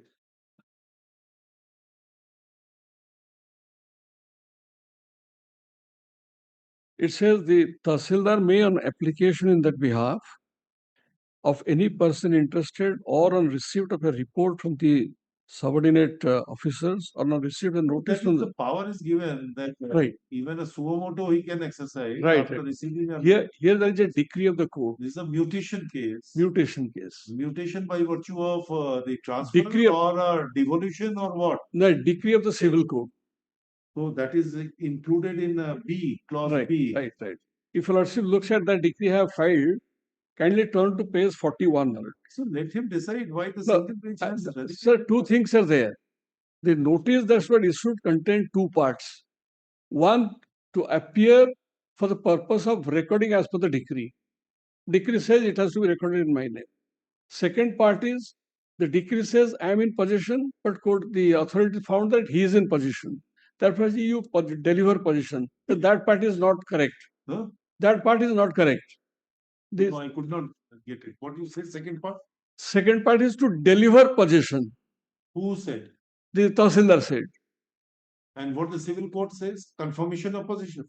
Possession has been confirmed in my name. Confirmed? Yes, ma'am. As per the report of the Amin. How Tahsildar Tahsildar cannot direct, ma'am. How can he go above the civil court decree? No, that is decree is in my favor. I am asking whether a Tahsildar is not to me. can go beyond the decree of the No, court. he cannot go. Therefore, he asked the parties to appear. But that notice was the subject matter of challenge. And the notice has been set aside. Who challenged it? The other side has challenged to whom the notice has been issued. Oh, I thought that you. No. I am the decree holder. I am the decree holder. The Tahsildar issued him notice to come and appear. That notice has been set aside again, remanded back. I don't know. Remand for what? Remand for it to again appear and give opportunity of hearing. Opportunity was given. The notice was challenged. No. Have they filed their objection before the Tahsildar? Yes. But before appearance, they challenged it before the High Court. I am asking you, you say yes. If before appearance they have challenged, then how they have filed response to? Yes. So have they filed response or they? No, they have not filed response. They have directly challenged with the High Court. High Court set aside. Whether these persons were a party to the suit? Yes, but he was not a party. His vendor was a party. His vendor was a yes. Vendor during the pendency of the suit transferred or no, transfer is much before. Suit adjudication was there. I am the title holder of the property and possession is in my favor. Possession has been reported. Ex-party degree. Yes. So High Court again set aside. Understood the entire episode. Sir. Let them go there.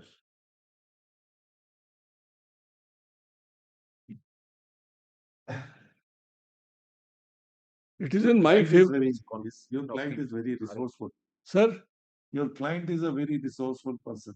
Don't worry. Let him go. Sir, I think your I understand. You may be good on law. Sir. I understand.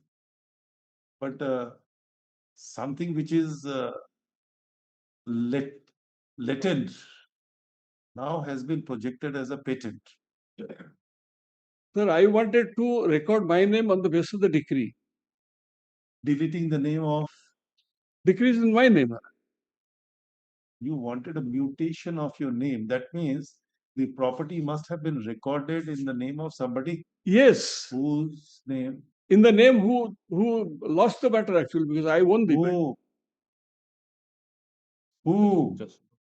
Sir, the respondent here? Petitioner or? No, opposite party. No. I mean the writ petitioner when I said you are a writ appellant. Sir, writ petitioner. It was recorded in the name of the writ petitioner. And you did not make the writ petitioner as a party? Yes. But I asked you in a suit. Suit, he was not a party. Though the property was recorded in his name. No, sir, not party. Sir, what are you saying us? Either yes or no. You are sir, really let me clarify. Either there is no clarity. Sir, no, let me clarify, my lord. The property stood recorded in the name of X. He sold the property in my name. The litigation was going on. During that time, recording has been made in the name of the other party. Means who? Why? By the settlement authority. I understand. Right. That you said that the property was recorded in the name of X. X. Yes. Let us see. A. Say. My vendor. Whatever. A. So my vendor. I'm coming. A. I'm giving you a clarity. Yes. Please tell me. Right. It was recorded in the name of A. Yes. According to you, A sold the property to you. You are a B. Right. Right. After the property is sold, there was some dispute. Yes. Have I understood correctly? Sir, after the property was sold, 240. With your vendor, there was any dispute? Yes. So you filed a suit yes. against your vendor? Right. Correct. Now, in that suit, a decree is passed. Decree is passed, holding that you are the bona fide purchaser. Yes, title holder. You acquired a title by virtue of a sale deed. Right. True. And you were also put into possession. Right. After the execution of the sale deed. That was the sale deed itself. I was in the delivered position was there. That means or Correct. simultaneously with the execution of the sale deed. Correct. Now may I rephrase the word? Correct, my lord. So you are there. Right. So this was a fight between you and your vendor. Vendor. He is later on it appears that the record of right Subsequently changed. shows his name. Right. Subsequently changed. Subsequently after the decree or before the decree? So during pendency of the suit. Did you implead them as a party? In the suit? No, sir. Because there was no dispute with him. Sir, there was no dispute with him. So now, so far as the decree is concerned, yes, sir. The decree is between A and B. Right. Does it bind C? Because I am the title holder of the property, he doesn't have a title. But merely because by recording. How his name was recorded? So his name was recorded because there are other properties of the same land which he has claims to have purchased. Therefore, he doesn't have a title to my property.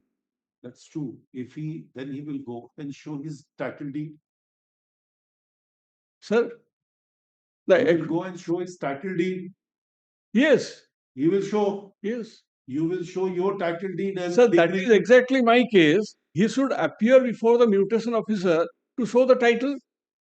But what he did. So, no, sir, what he did. Let him go there. No, sir, he challenged the notice. Oh, I understand. This notice should not have been. Yes. You will say that the notice should not have been. Right. But since the matter is remanded, right, he will go and appear and will place his case. You will clarify that. Court has set aside the entire notice. That's not correct. Because the law says it can be recorded in my name because of the decree. If a court decree is there, if somebody challenges, he should file a suit. He should go and file a suit to claim that he has got title. Because my title has been declared, my vendor had title, I have title, I want to record it in my name. Law says it has to be recorded in my name. No third party can claim that he has title to the property. And the notice was for recording. The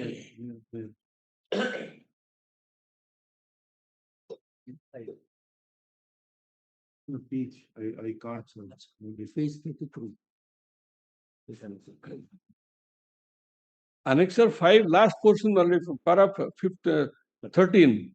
It is your appeal. Yes, madam. It is your appeal. Yes, madam, my appeal. Appeal is allowed on contest, judgment decree are set aside, right title interest and possession of the appellant over plot purchased land of 1 acre of 2 decibel are declared. Respondent 2 is directed to correct the record of right. Annexure 3, Exhibit 3. Considering the possession of the appellant which is reflected in Exhibit 4.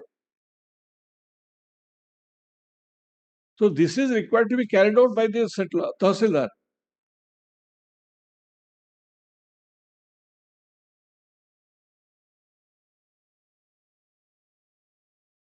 It was initially the name of my vendor.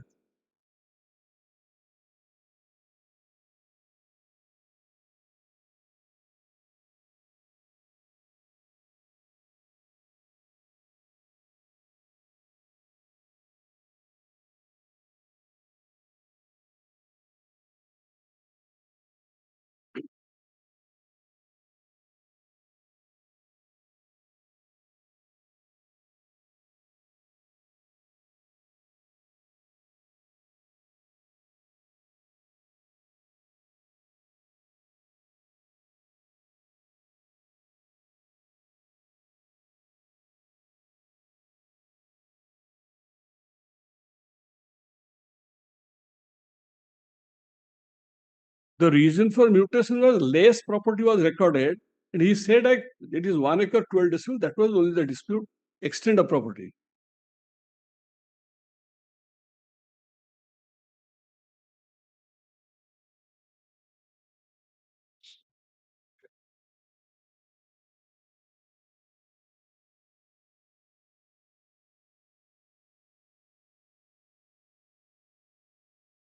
The petitioner is in possession.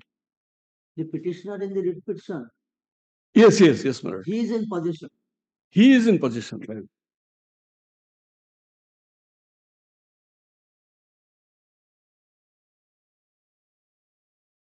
The total area is 2 acre 24 decimal.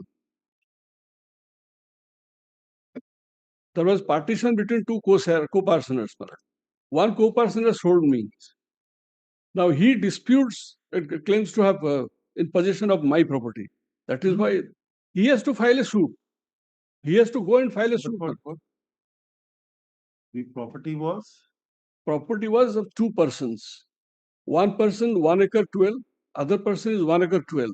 I purchased from one person. Is it well demarcated or it's the share which they have? No, partition. Their part between beats and bounds. No, between them they have amicable partition, each one a separate possession. He sold the property. So that has been decreed. Everything has been dealt with. No, I was just looking at it. Actually, what is required, he does. If he says that these persons are required to notice, then he has to give a process fees and the notices to be given. Otherwise, no. I was thinking, but he has to give a notice.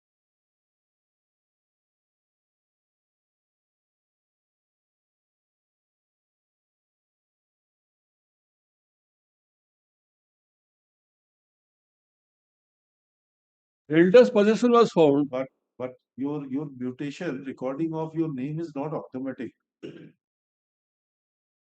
If you look at the spirit of the entire act, Yes, the rules, yes, I do not find that it is an automatic.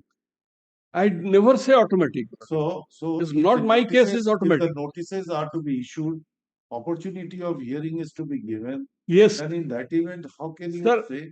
Sir, what I beg to submit, when the notice was issued, he challenged the notice. And the court has set aside the notice. God. Sir, what I beg to you may observe here that the Tahsildar should follow the provisions of law and dispose of a case keeping even the records of the party. Let him verify this judgment and pass an order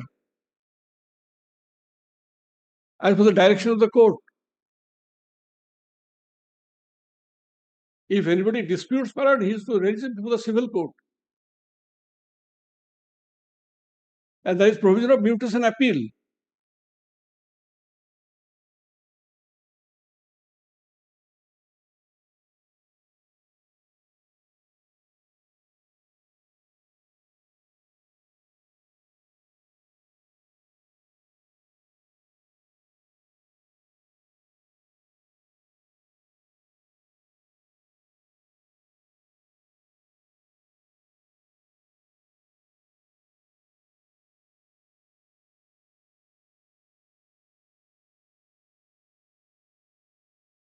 Sir, kindly look at the notice we have challenged, Marat. Kindly have a look at that. Page 25, Marat, Annexure 3.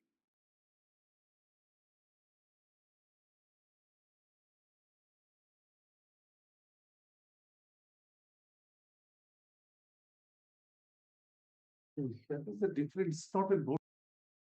25. So, it's a notice, Marat. The learned judges recorded something else. Yes. So you say in obedience to the order of the High Court. Then the court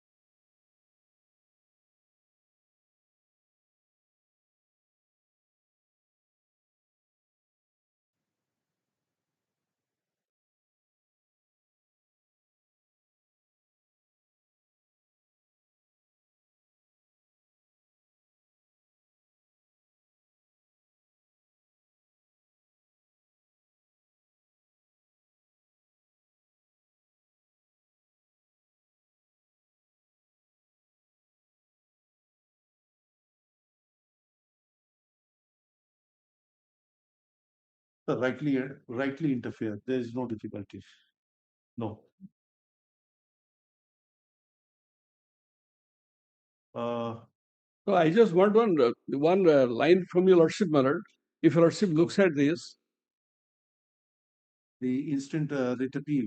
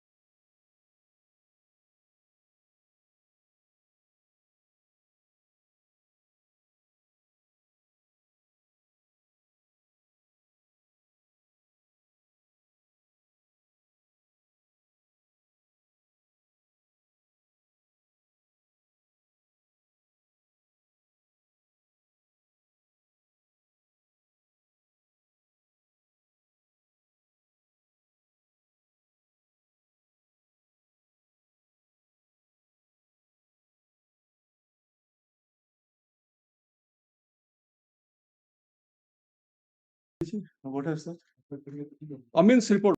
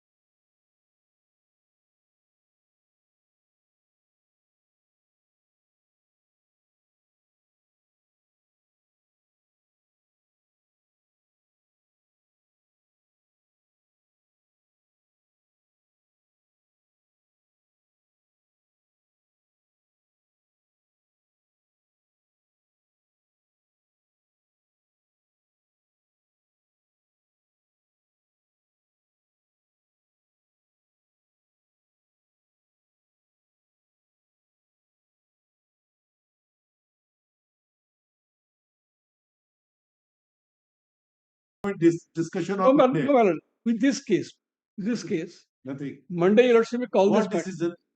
Sir, I want to find out the execution case, sir. See, I don't have Execution the case is there. so record. I don't have. I'll find out actually why they have sought for execution. Whether That's it is why I recorded. It is executable partly.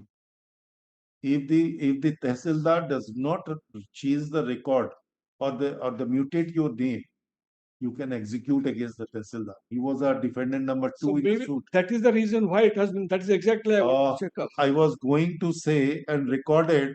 You interrupted. Said no, for recovery of position. No, that's I'll just. You I don't have a immediately copy. interrupted Sir, for recovery of position. Sir, I don't have a copy So of that execution. I was really taken aback that how it can. So I don't have a copy. Let me Executable against the Tehsildar. No problem. He was a defendant number 2. So I'll check up that matter. Otherwise, the order may be something different.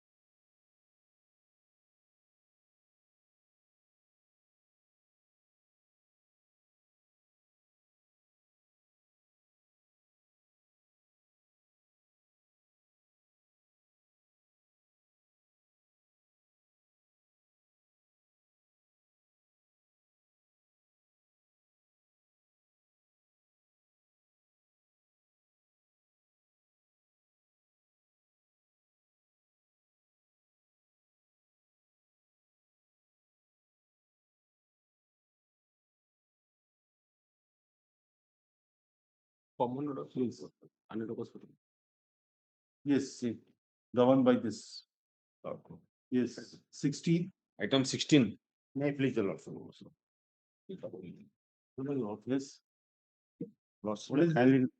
Lordship may kindly look at order dated 31st-10-2025, passed by the Honorable Single Judge, my lords. Here the issue involved, my lords, regarding section 9 and my lords, section 9 and section 8A of the PLA Act, my lords.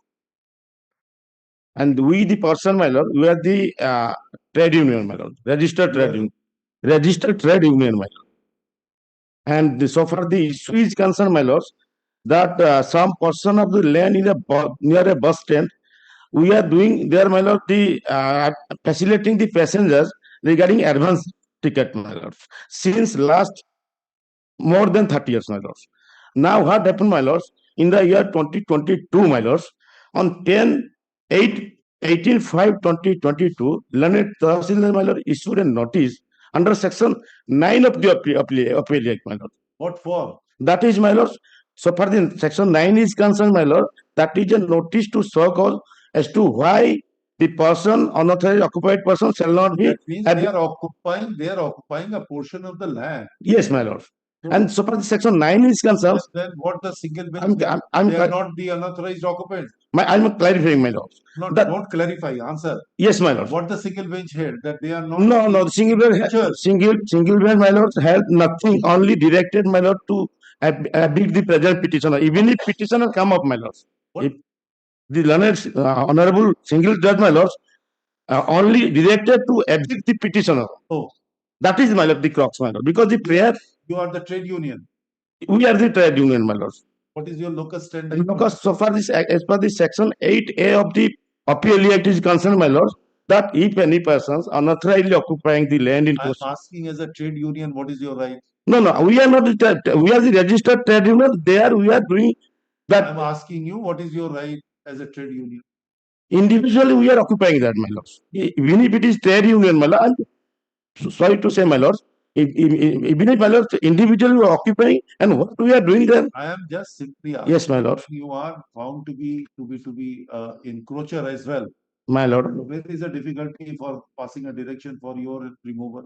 Because, my lords, we are challenges in that original writ petition, single bench, for your single bench, my lords, that this notice was issued under section 9 of the Appeal Act itself, my lord. That is a notice to show cause, my lord. Wherein, my lord, in that section 9 notice, it is reflected that, my lords, that you are directed to evict the premises within a period of, my lord, 3 days from the date of issuance of that notice, my lord. Without complying the, as if, my lord, they are acted upon under section 6 and 7, my lord. 4, 6 and 7, my lord. And even if they have not given, my lord.